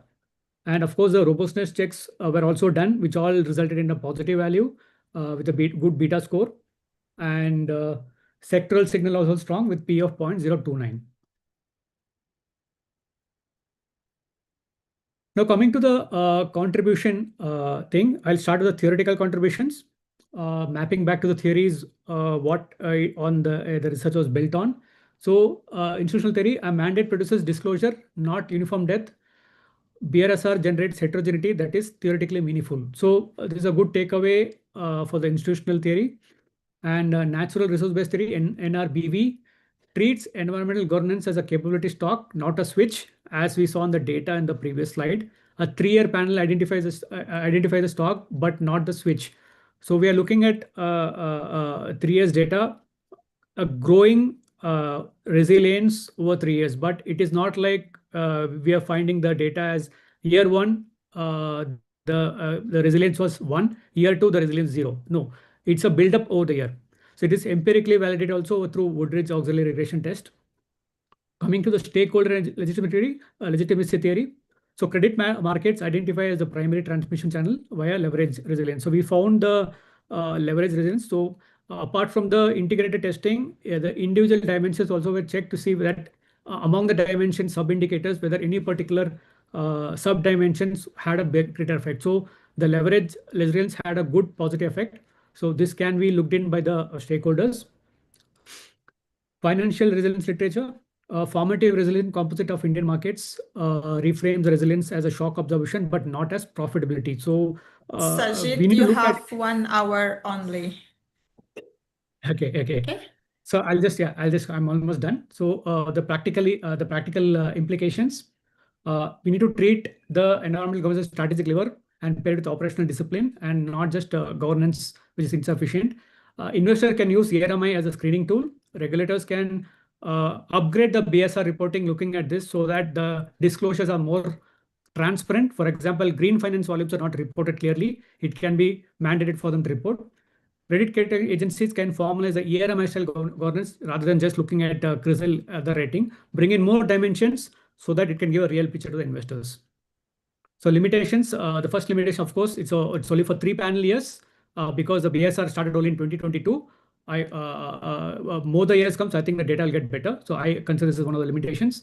And the disclosure granularity, BSR reports, as I told you, GFA is not fully disclosed. Some of them are reporting, some are not that. So good disclosure, we can go in with instead of binary coding, we can go with actual value scoring as well. And sector scope, right now we've taken 5 sectors. And MSME is excluded because the most of the MSMEs are not reporting the BSR and providing their annual report on time. So future research can be for 5 to 7 panels. And plant level physical risk matching is going with the district level. We should map it individual plant. For example, Tata Steel has got multiple plants in India. We need to map it individually. Continuous green finance volumes data should be gathered in some other means. And cross-country comparison, we can see how the trend happening with other companies. And mixed method can also be looked in the next research as well. To conclude, it is proven that ERMI has a direct effect on financial resilience, and the credit rating separate in OE magnifies it. And with the robustness checks tested among all the things, it shows that the framework can be utilized, and it's not just a statistical data. And boards can gain a strategic lever, investor can get a screening tool, and regulators can get a disclosure agenda. So the 3 null moderators marked exactly where BSR should start working now from. So I conclude by telling environmental governance builds financial resilience in Indian public firms. The evidence is clear, the mechanism is identified, and the path forward is mapped. And thank you so much for your patience. I'm open for the Q&A. And I would like to thank Dr. Rana to be my supervisor, who's helped me a lot in this research. I must say, Thank very you, interesting Sajid, presentation. for your presentation. Very Okay, so Sorry now for the floor exceeding is the open. No, that's what actually it's Greek to me, honestly, but it's a very impressive presentation. And as it is very new, the scope of study. So definitely, I think you would be very consistent in your research also. So you have a great way to go. All the best. Very nice. Perfect. Thank you so much, doctor. Thank you so much. Hi, Sajid. This is Vijay. Hi, Dr. Vijay. Yeah, this is one of the best presentations that honestly have come across, which indicates a lot of details. When I say that, because you covered a lot of details in substance, supporting the arguments and also the overall the research, I would say, model. So congrats for that. Now let's small things first. I think number one is it's difficult to pinpoint a particular slide. So your slide numbers, if they are there, it would be easy for the examiners. Okay. It is there, Dr. Vijay. You can see on the top right. Where top side? Oh, so Yeah, you followed a slightly different convention, is it? This is what is called as glued to the bottom left. This phenomena. So I'm glued to the bottom right. So where there is always, but then you put it there. Very good. That's good for eye test. Sorry, but if you can bring it down, it would be much easier because even examiners would expect there. Nothing wrong, Point taken, but if you can. Point taken. Sure. Now, Point taken. yeah, the citations you have to really indicate clearly and follow APA 7 format. In I do not know the slide, but just take a look at it. Just take a look at so that is one. Did I miss Did I miss your citation for SEBI? Let me check. Here. You're talking about this slide, SEBI 2021? No. Where you indicated, yeah. What is meant by SEBI? Securities Bureau. So basically, they have published a document. No, I understand. I understand. Yeah. You understand. But Yes. the examiners may not be just from India. They could be from different places. So please indicate. And you also talked about saying SEBI, and several times you uttered the word SEBI. So right. Not all people will understand. We are all India biased. Just joking. So I have inserted the abbreviation section in my thesis, but I think the presentation part also, I think it's a good idea to put. Please indicate RBI, SEBI. They are all, you have to indicate what they are. It's not necessarily that everyone understands that. Sure. And also, yes, and also please check on the grammar side, because just on the third or the fourth slide, there are a few things. A period is missing. But it's a small thing, but you can really indicate that. Now, coming to the contribution, it's good to indicate in terms of research and in terms of business. Okay. This is, especially this is I mean, pure research, you can indicate the way you have done. But in terms of the business, this is more of a business. This is for business, isn't it? So you have to indicate what is the thing that holds good for research, and what is the thing that actually contributes for the business.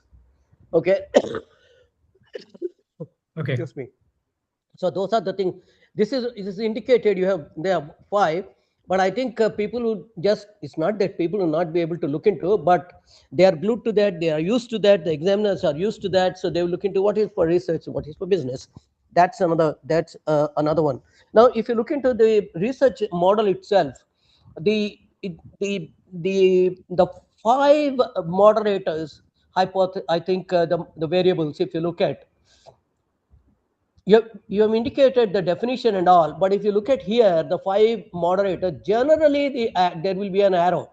Since there is an arrow going from independent to dependent variable, similarly there will be an arrow going from the moderator variable to the relationship actually. So from GFA, GE, and ESG QCRS, there must be an arrow going towards the H3. You're right, doctor. Yeah, I agree with that. Yes. Correct? Am I right? Yes. Yeah. So absolutely, I think that would, these are all very small things. Of course, it will not. I'm not saying that, but overall, it is done very well. And wish you all the best. You'll do very well in your final Viva too. Okay. All the best. Thank you so much, Dr. Vijay. As usual, I mean, all your pointers will be taken. Thank you so much. No, my pleasure. Take care. All the best. We are always very happy to have Dr. Vijay with us, because his feedback, his comments always will be taken by our learners, and for sure is improving the quality of their presentation and their work. So thanks a lot, Dr. Vijay, for being with us. Okay, any other comments or feedback or question anyone want to ask before we move to next presenter?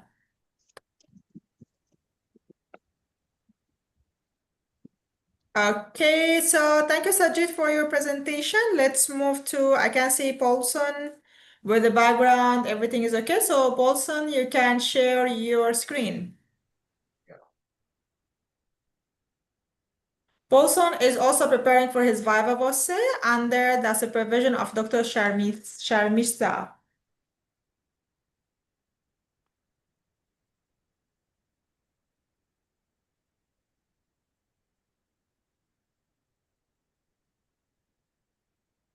Paulson, can you share your screen?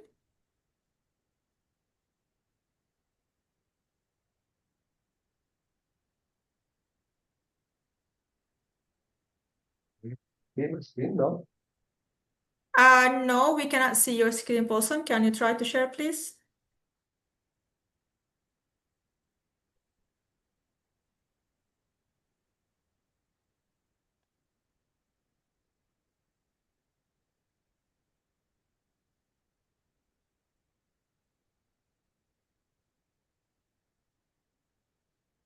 It's okay now? It's coming, but is yet to come. Okay, can you put in presenter mode, please?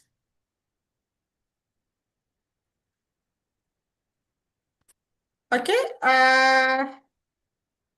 you have 25 minutes because you are preparing for your Viva Voces, so you have 25 minutes for your presentation. Please go ahead. Good afternoon to all the delegates, professors, friends, and peers. So I will quickly jump on to the topic. My topic is on the qualitative exploration of motivational factors behind leadership skills, especially in the multifunctional teams in construction, chemicals, manufacturing industries. The reason going for this is primarily I am also working in one of construction chemical company, so I thought this research should help the industry as well as to us. The topics, I'll quickly run through that: introduction, literature review, research methodology, analysis and findings, and finally the discussions, implications, and conclusions. Background of the study: organizational structures have shifted generally from hierarchical now to collaborative team-based models. Rise of multifunctional teams, especially to handle complex cross-departmental problems. Leadership role has evolved from control to alignment, motivation, and coordination.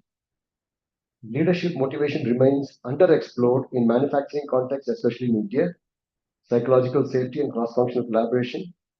Multifunctional teams integrate diverse functions like production, R&D, QA, supply chain, and logistics and marketing. In terms of the industry context, India's construction chemicals sector is rapidly growing. Today, the value of the market is close to about 3.5 billion USD, and it is expected to grow at 7 to 13% in the next 5 years, and it is expected to grow somewhere around close to about 8 billion US dollar. And industries, what I'm referring to, they have products like mixtures, waterproofing adhesives, coatings, epoxy floorings, polyurethane floorings. And there are a lot of presence of multinational and domestic firms. And due to this, there is a lot of competition has also increased compared to what it was 10, 15 years before and now, eventually the standards. And the manufacturing, generally it involves batch process, which is highly complex, and they have a lot of interdependent functions. The other reason is there is a huge employee attrition in this industry and a strong need for cross-functional coordination in plant operations. Industry is impacted by the new generation industrial technology 4.0 and sustainability pressures, and leaders must manage technological change, workforce, diversity, and regulatory demands. The research problem, presently what we have is a gap between technical expertise and effective leadership capability, especially in the Indian context. And cross-functional teams face silos, communication gaps, and role conflicts. Existing theories generally focus on behavior, not motivational drivers behind leadership. Lack of research in construction chemicals, manufacturing, and Indian context. Leadership motivation is not well understood at the moment, especially on the lack of motivational leadership. It promotes based on the performance, but not on the motivational leadership skills. The problem statement: the motivation factors enabling effective leadership, primarily in the multifunctional teams, which are empirically unknown. There's a gap exists between knowing leadership behaviors and understanding their drivers. Lack of understanding leads to underperformance of cross-functional teams. There is a need to identify what drives leaders to maintain effective behaviors over time. Leaders struggle to sustain motivation under operational, cultural, and technological diversities. The research rationale, what we are looking at is studies timely due to the Industry 4.0 transformation in manufacturing. And especially after the post-pandemic, there are a lot of limitations which came up in the manufacturing sector, moving out from hierarchical leadership models to the motivational and to the delegation activity. Leadership motivation is an underdeveloped area in research literature. Qualitative approach is necessary to capture deep contextual insights rather than the quantitative numbers. India provides a unique cultural and industrial context for study. Construction chemical sector offers ideal multifunctional team environment, primarily which came up in the last 10 to 15 years. The growth has seen significant and rapid growth. The research aim, this is primarily looked at to explore the motivation factors behind leadership skills in the multifunctional team members, to understand how leadership motivation is created and expressed, to provide interpretive insights into leadership in manufacturing environment, to contribute both academic and practical knowledge industry where the understanding is more into that. The research objective, to identify the intrinsic motivational factors, to examine extrinsic motivational drivers, to investigate the role of organizational culture in shaping leadership motivation, to understand leadership practices that promote team cohesion, interpersonal trust, and operational performance in manufacturing environments, to explore how leaders manage cross-functional collaboration across departments in terms of various priorities and professional identities. Research questions that I took for my study: what motivates leaders to be effective in multifunctional teams? How do leaders manage diverse functional priorities and professions? How does organizational culture influence leadership motivation? How do leaders adapt motivation under operational and technological pressures? What practices improve team cohesion and trust and performance? Significance of the study, two areas which I would look at: academic significance and practical significance. I would cover more of the practical significance rather than academic significance. One is which helps improve motivation and team performance overall, especially for the leaders. And it supports HR in designing context-specific leadership development programs, which in turn will ensure that the attrition rates of the employees are being reduced. It assists industry in building leadership capability for growth, provides evidence for policy and manufacturing development in India. Scope of the study: focus on motivational factors, as I mentioned, behind leadership skills, not on the performance outcomes. And it is limited to construction chemicals manufacturing sector, primarily onto the Tier 1 manufacturing facilities, which I refer here as plants in the Indian cities like Ahmedabad, Mumbai, Pune, Chennai, and Bangalore.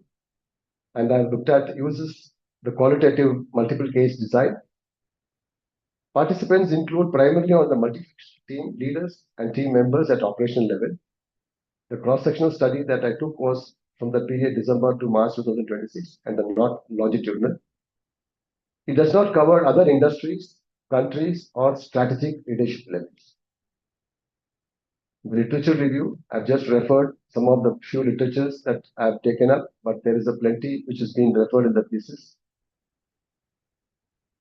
The research gaps, based on my study, it is limited presently on the leadership motivation industrial multifunctional team settings. Existing leadership studies are more towards Western centric, not suited to Indian culture. No sector-specific study on construction chemicals manufacturing leadership.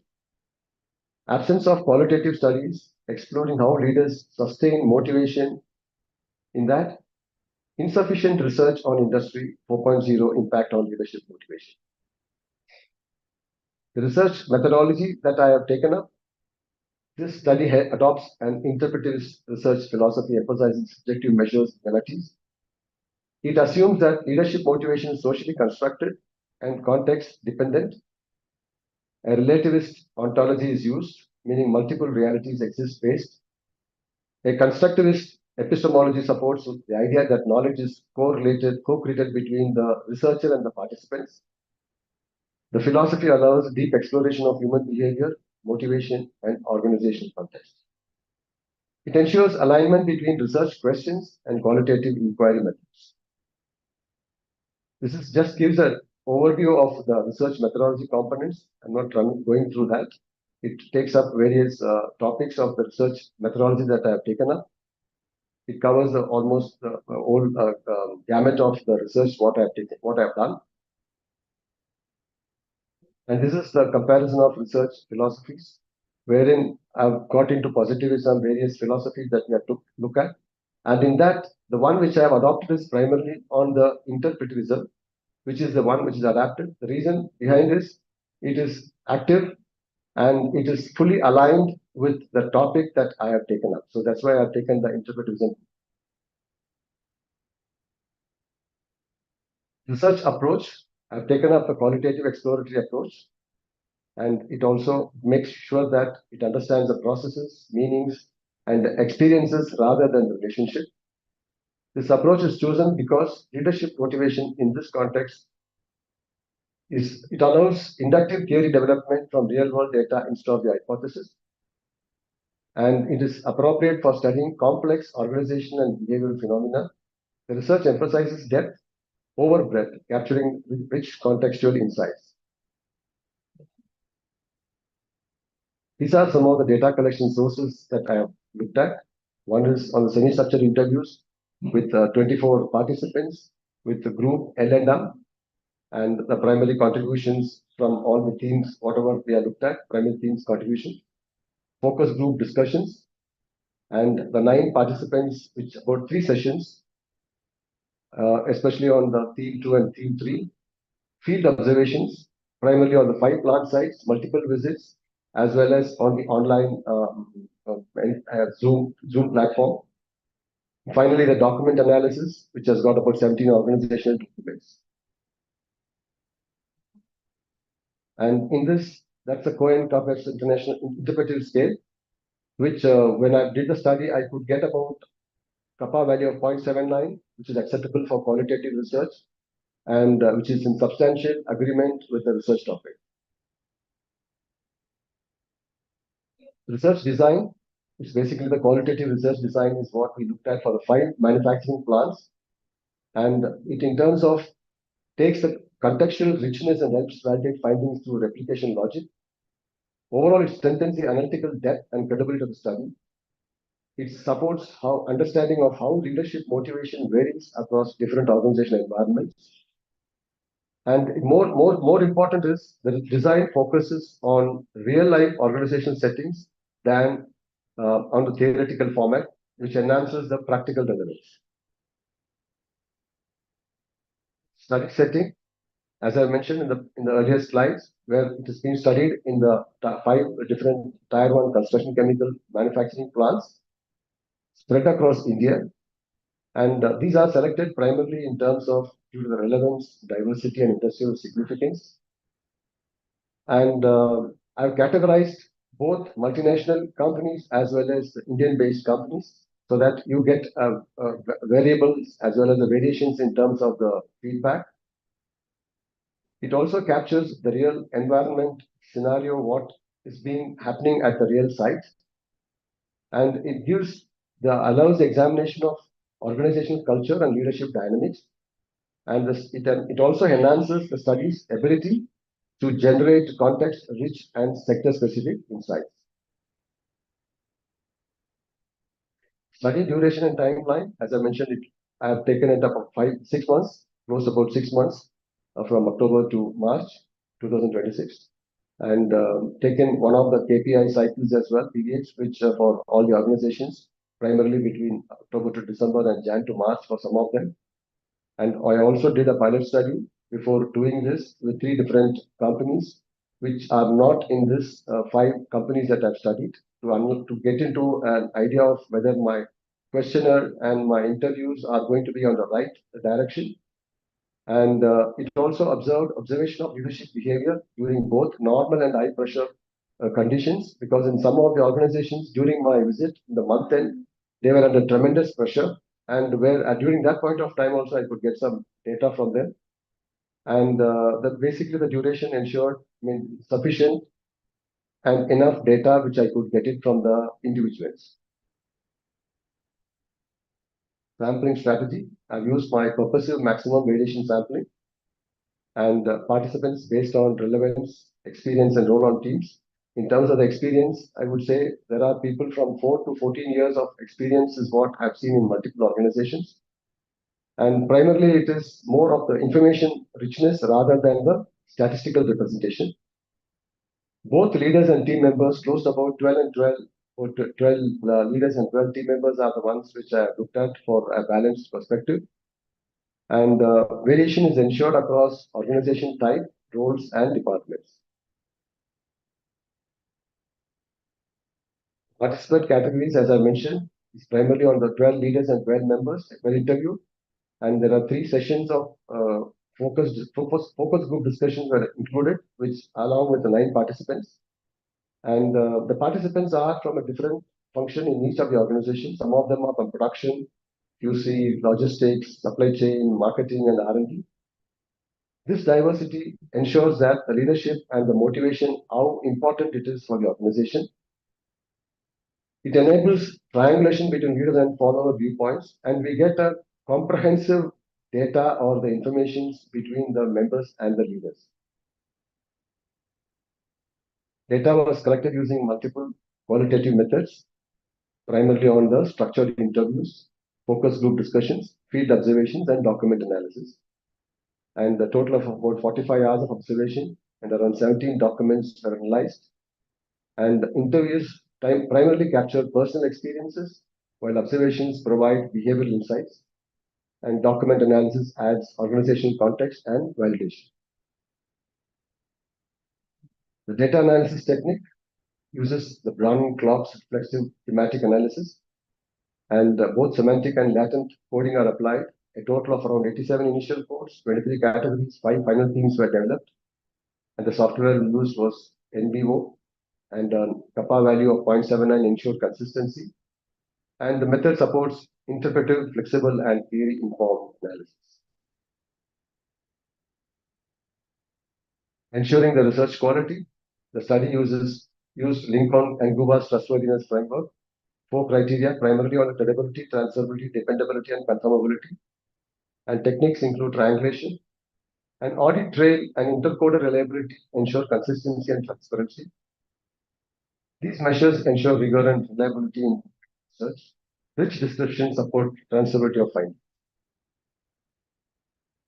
Ethical considerations, all the required ethical practices were included, taken the consent from the concerned people, informed them well in advance, ideally about 5 days before, taken their confidentiality and referred them the voluntary participation.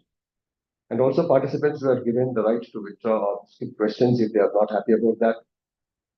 And all data was stored securely with encryption and restricted access. These steps ensure participant safety, dignity, and research integrity. Organizational identities are also protected through an organization. So where every individual person was given a code rather than the name of that person. The pilot study, as I mentioned, I've done that for 3 interviews on the study, not on the 5 plants that I've studied, the different sites. This gave the feedback on how the questions that are framed and the questions are giving the reliable data, and improved interview duration and data collection procedures. Analysis and findings. The analysis, as I mentioned, it is conducted using reflexive thematic analysis, following a 6-structured phase of process from Brown and Klopp. And it begins with data familiarization, included repeated reading of transcripts and notes. Initial coding generates a large set of meaningful data. Codes are then grouped into categories and broader themes. Both semantic and latent levels of analysis are applied.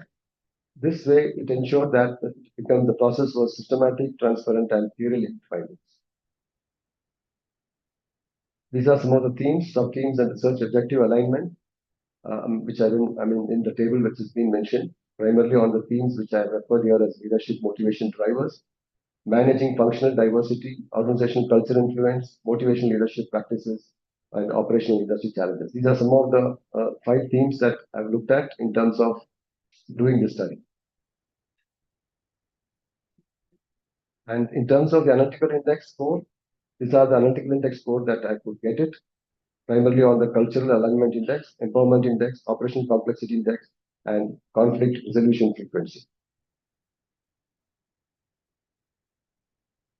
A total of 87 initial codes were generated in the dataset, out of which it was grouped into 23 focused categories.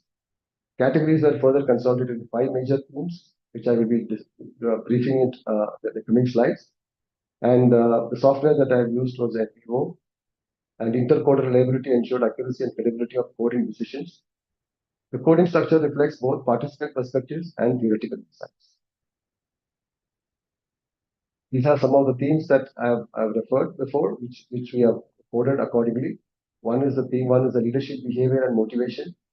And theme 2 is organization culture and environment. And the theme 3 is communication and coordination. And the theme 4 is individual factors and employee perception. And the last but not the least, which is the challenges and barriers to motivation. These are some of the key findings across 5 themes, which in terms of the theme versus central claim and key sub-findings and primary evidences, which have been tabulated here. And this is a thematic integration analytical model, where the theme 1 comes under the independent variable, and theme 2 on the dependent variable, and theme 3, 4, and 5 comes under the mediating variable. Cross-case analysis. Comparison across multiple case sites revealed both common patterns and unique differences. And some themes were consistent across all organizations, such as importance of leadership and their communication. Variations were observed due to organizational structure, culture, and management practices. This approach enhances the study's analytical depth and robustness. Cross-case analysis strengthens the validity and generalizability of findings. Integration with the research questions. Findings directly address the research questions related to leadership motivation. And each theme provides insights into how the leadership influences the team performance.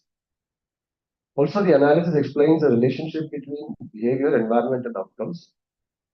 The results align with studies, aims, and objectives. It supports development of conceptual understanding and theoretical contribution. This ensures coherence between data analysis and research purpose. Discussion, implications, and conclusion. The findings confirm that leadership behavior significantly influences team motivation and their performance. Supportive and participative leadership styles align with existing leadership and motivational. Organizational culture and communication are found to mediate leadership effectiveness. The results highlight the interdependence of individual, team, and organizational factors. Challenges such as workload and resource constraints impact motivation negatively. Overall, the findings provide a holistic understanding of leadership in multifunctional teams. Theoretical implications, which I have arrived, there are 4 implications which have come up. One is the theoretical implications, practical implications, managerial implications, and policy implications. Out of which I would highlight more important on the practical implications, wherein the organizations should focus on developing adaptive and emotionally intelligent leaders. Training programs should emphasize communication, empathy, and team management skills. Companies must create a positive organizational culture that supports collaboration. Clear communication systems and feedback mechanisms should be implemented. Management should address workload, resource gaps, and employee well-being. These actions can enhance employee motivation, satisfaction, and performance. These are other implications, managerial and policy implications. Limitations of the study. The study is limited to 5 manufacturing plants, which may restrict generalizability. The sample size may be relatively small due to the qualitative nature of research. However, when I've done the 24 interviews with the 24 different participants, I could arrive at a saturation level of 21 participants. So, which I feel the number of participants appears to be it can be considered as a proper numbers. And findings are more of context specific and may not apply to other industries or regions. Data is based on participant perceptions, which may include biases.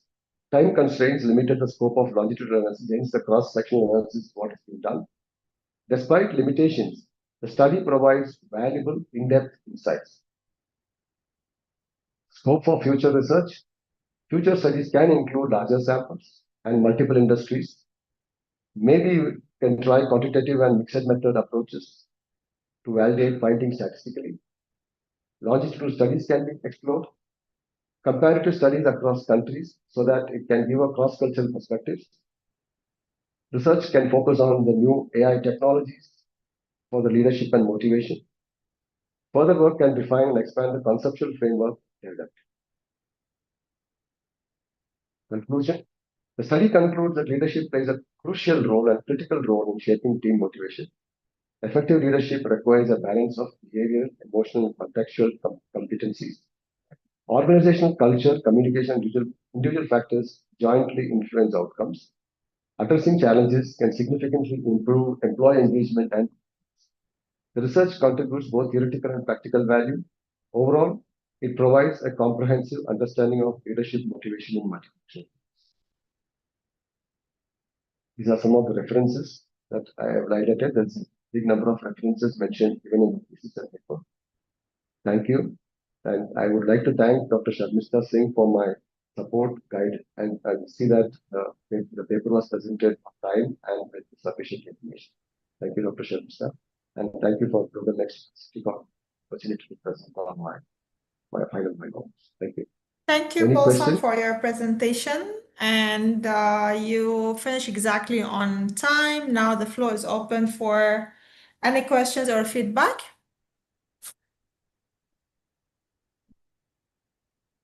Anyone would like to share any question or a feedback?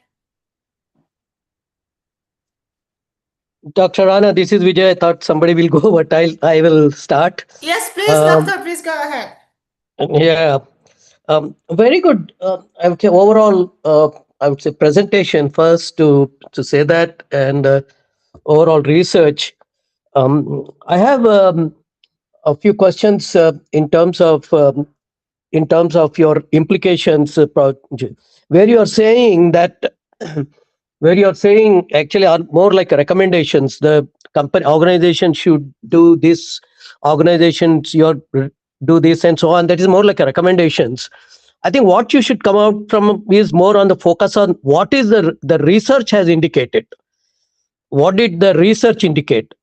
So please, that should come out more predominantly. Okay. Hello? So probably I think my wording might be there, but I think the outcome is only on that. Definitely, I will take your point and change it. Yeah, because you are saying so organizations should do this. Organizations need not do that. But what they are interested is what is the outcome of your research. Similarly, what is the outcome of our research to the researchers, to the academic? To the academic also, we should indicate that our research has given these points which you should consider. Number one, for further study. Number two, what are the, say, for example, some variations in terms of a portion of the community has indicated let's say one has indicated some results, whereas another portion is contradictory. So those are the things that the research community also would be very interested. And further, what are the gaps that are indicated even after doing the research? That becomes a research point to the researchers. I think the point what you made, I think the one this is what the research gap is, and which I've referred here. Probably I think missed out. And okay. So that and these are the standard words, standard phrases the examiners would be looking for. Okay. After all, what is the purpose of our research? Our purpose of our research is to give pointers to the business, because this is DBA. Second is the pointers to the research community. All right. And in fact, academic, yeah, I got it. In fact, academics also, I have referred to see the academic significance. Maybe you should change.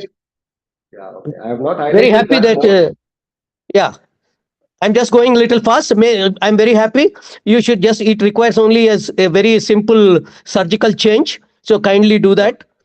And similarly, I think your slide numbers are missing. Please put the slide numbers right bottom side. That is the convention side. Now, please stay on this side. Please stay on that slide. I just want to, yeah, here. Now somewhere you have indicated that SDT. You use the word you use the acronym SDT, and then you defined it later in your slides, whereas it should be the other way around. Got it. Got it. First, it has to be Yeah. self-determination and then go to the Yeah, SDT. it's similarly SDT, MFT, and so on. You have indicated them, right? But I think please make sure that the first instance itself you should indicate, and who has suggested that with a citation. Now, quickly, if you go to the first 3 slides, very first slide. Yeah, just stay there. Just stay there. Yeah, organizations. Sorry, next one. Next one. Next. Yeah, just stay there. One before this. Even this also is fine. One before this. Yeah, background. So if you say here, organization structures have shifted from hierarchical to collaborative. Who is saying that? Are you saying this, or did you get it from a reference? Got it from the reference. Yeah. So then the citation should be there. Now in each of these slides, in all our research theses, etc., every statement we have indicated should be either ours or should be coming. It should come from references somewhere. Someone has said it or some source. So you should indicate that source. Okay. Similarly, role of MFTs to handle complex cross-departmental departments. Same thing here. If anything that comes from observation from, let's say, someone has said it, or from journals, or from magazines, or from whatever it is. Sorry, not magazines, but from any of these kind references or any kind of papers, we should indicate that. So we'll take it. Similarly, if the last one says India, I mean, then what are the kind of sources? Where are we getting it? I think the next 2-3 slides are very heavily loaded with this, where you have to indicate citations. Sure. We'll handle that. Take that. Sorry, I'm not able to proceed further. I'll stop here and I'll listen to what the others say. Thank you. Thank you. Thank you, Vijay. Thank you. Sure, we'll take that. Okay, anyone else have any comment or feedback like to share?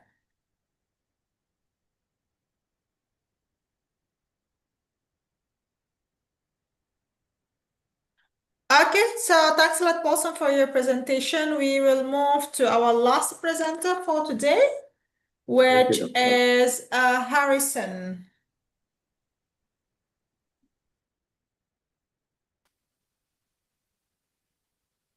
Yes, madam. Harrison is under supervision of Dr. Fred. Harrison, can you share your screen, please? Okay. Let me share.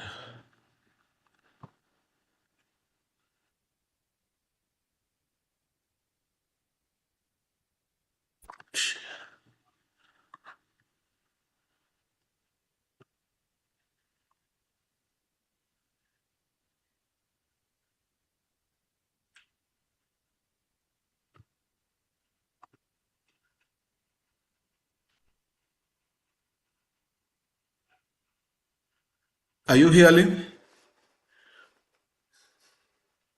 Yes, doctor.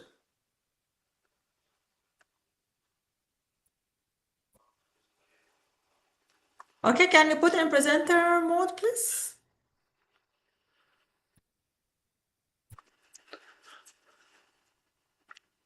Do you hear me? Is my yes, voice? now I can hear you. So can you put on the cover page first? Okay, Harrison, you have 15 minutes for your presentation. Thank you, doctor. Please Let go me ahead. put my... Okay. As I have been introduced, I'm Harrison Werema. I'm presenting from Tanzania, East Africa. My research topic is driving accountability, evaluating governance and e-government, and strengthening service delivery and institution performance at PSF Tanzania. My supervisor is Dr. Fred, but today has not attended this presentation. He's having another official assignment. So my presentation agenda, there will be introduction, literature review, research methodology, An introduction, will look at the background of the study, problem statement, objective and questions, justification and significance. Then let me go to the introduction. By introduction, it starts by what is PSSF. PSSF is abbreviation of Public Service Social Security Fund, operating in Tanzania, accommodating all government employees and its affiliates, that is, institutions that are owned by government of Tanzania. It has asset under management around of 12.5 Tanzania trillion, equivalent to 4.8 USD, and it has pensioners around 176,000. Its key institution function are membership and contribution management. We have second, investment management. We have retirement benefit administration. As I have said, all government workers are contributing to PSF for their future retirement benefits. We have two statutory boards.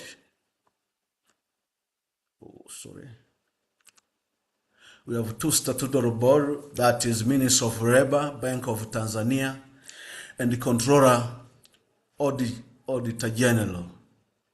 Ministry of Labor and Youth Employment is for police and social security oversight.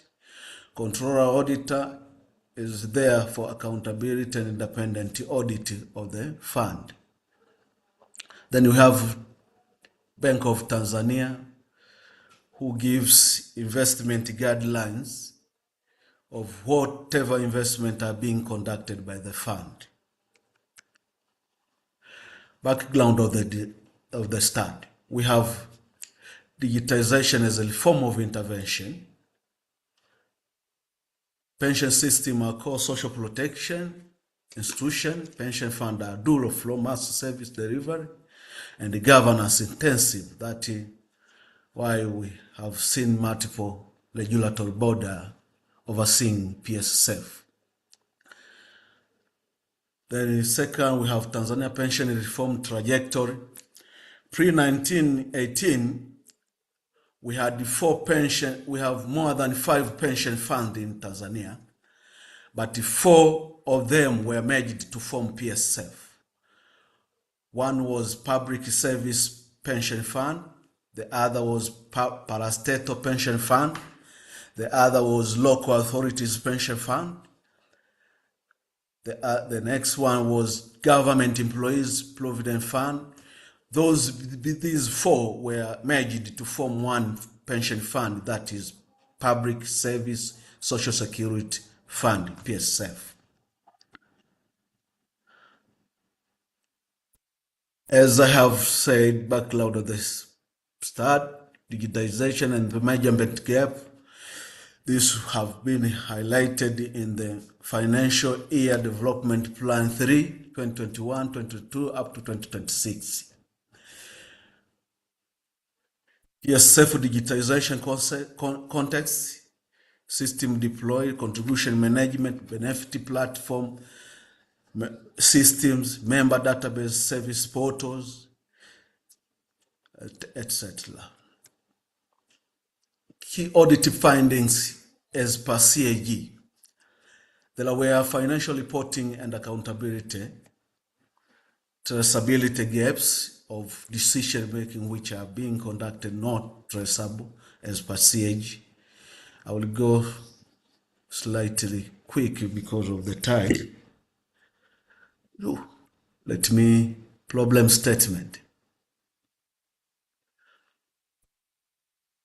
The central problem is digitization assumed to deliver 2 outcomes: improve the service delivery, e-government; strengthen accountability, e-governance. PSF operates as both high-volume service delivery institution and the government fiduciary board. Yet CAG audit repeatedly surfaced weakness in both the domains listed above. Persistence limitation despite digitization, the measurement gap, the resulting knowledge gap. The measurement gap were highlighted in the national frameworks compliance forecast track system deployed, not government regulate, United Nations Development, Economic and Social Affairs, EGTI, and OECD frameworks operate at country level. The third one was resulting knowledge gap. Research objective and questions. The first research objective was to map at baseline level and assess the presence, depth, and maturity. Depth and the maturity of digitized systems supporting e-governance and e-government functions at PSF across core function administration area, pension fund area. Objective 2, to examine the relationship between the digitization of accountability and the statutory reporting functions at PSF and observe governance accountability and the integrity outcomes. To examine relationship between the digitization of pension service delivery functions at PSF and observe public pension service delivery performance outcomes, e-government. Research number 4, to assess the adequacy of enabling environment influencing digitization outcome at PSF, including legal and regulatory framework, institutional capacity, data governance, system integrity, and the government interoperability. The fifth one is to develop a replicable pension fund management monitoring and evaluation framework capable of tracking and measuring how digitization influences governance accountability, e-government, and the service delivery performance, e-government. Research questions, as these have been mirrored as per research objective. I will not dwell on this because of the time, so that I can be within the time. Theoretical, practical, and methodology contribution. Theoretical contribution position public pension funds as principal agent intensive institution where accountability relationship are expected but not granted through digitization. Shows the digitization may shift rather than eliminate agency risk depending on whether governance service delivery digitization is prioritized. Practical contribution, institution level diagnosis lens help pension managers and boards, pension boards distinguish what has been digitized, where maturity is deep versus procedural, and whether governance or service delivery is strengthened. It's applicable across contribution collection, investing in governance, benefit administration in terms of pension to the retirees. Methodological contribution that adapts to classical and measuring and evaluation causal chain to digitization of public pension administration. As I have said, replicable outcome-oriented evaluation approach for pension fund and governance intensive agencies. Primary scope, as I have highlighted, broad applicability, developing country contexts where governance intensive public institutions face similar digitization measurement challenges. Other pension fund, social security institution, and the governance they can be usual for this. Literature review. At the time in between me, I'm blushing. Okay.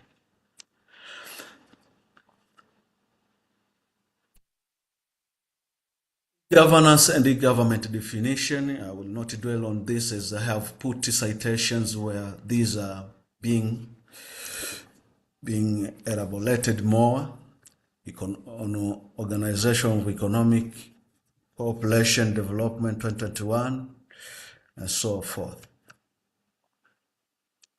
These are the definition. I will not dwell because of the time.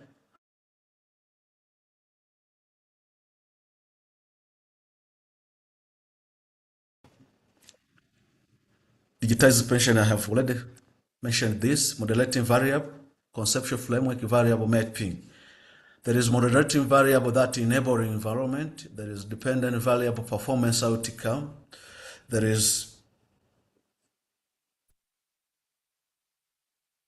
on the moderating variable, we have key moderating condition, legal and regulatory frameworks, institutional capacity and challenge readiness, organization governance, quality and visual interoperability, environment system integration. Dependent variable, we have governance performance, we have e-government performance.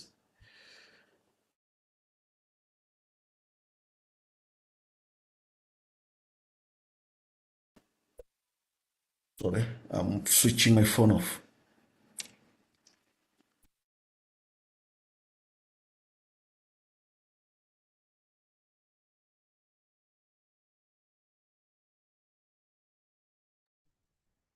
Harrison, you still here?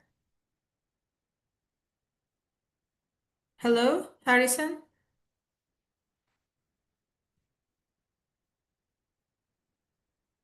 Harrison, do you still with us? Hello? You still with us or no?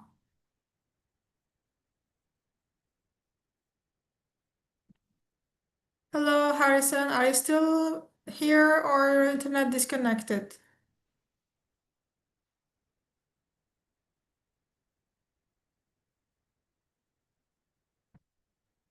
Hello? Okay. I believe Harrison network having issues, so he is disconnected. Let's give a few minutes, maybe he can reconnect again, because actually Harrison is our final presenter for today. So for sure, thanks a lot for all those who stay with us until now. It's really kind of you.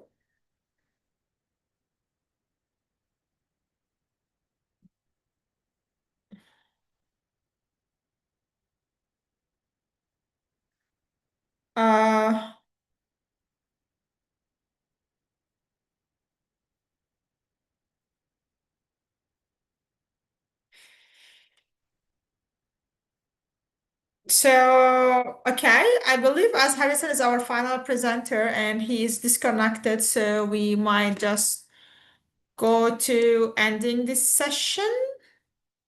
Anyhow, Harrison almost presented half of his presentation.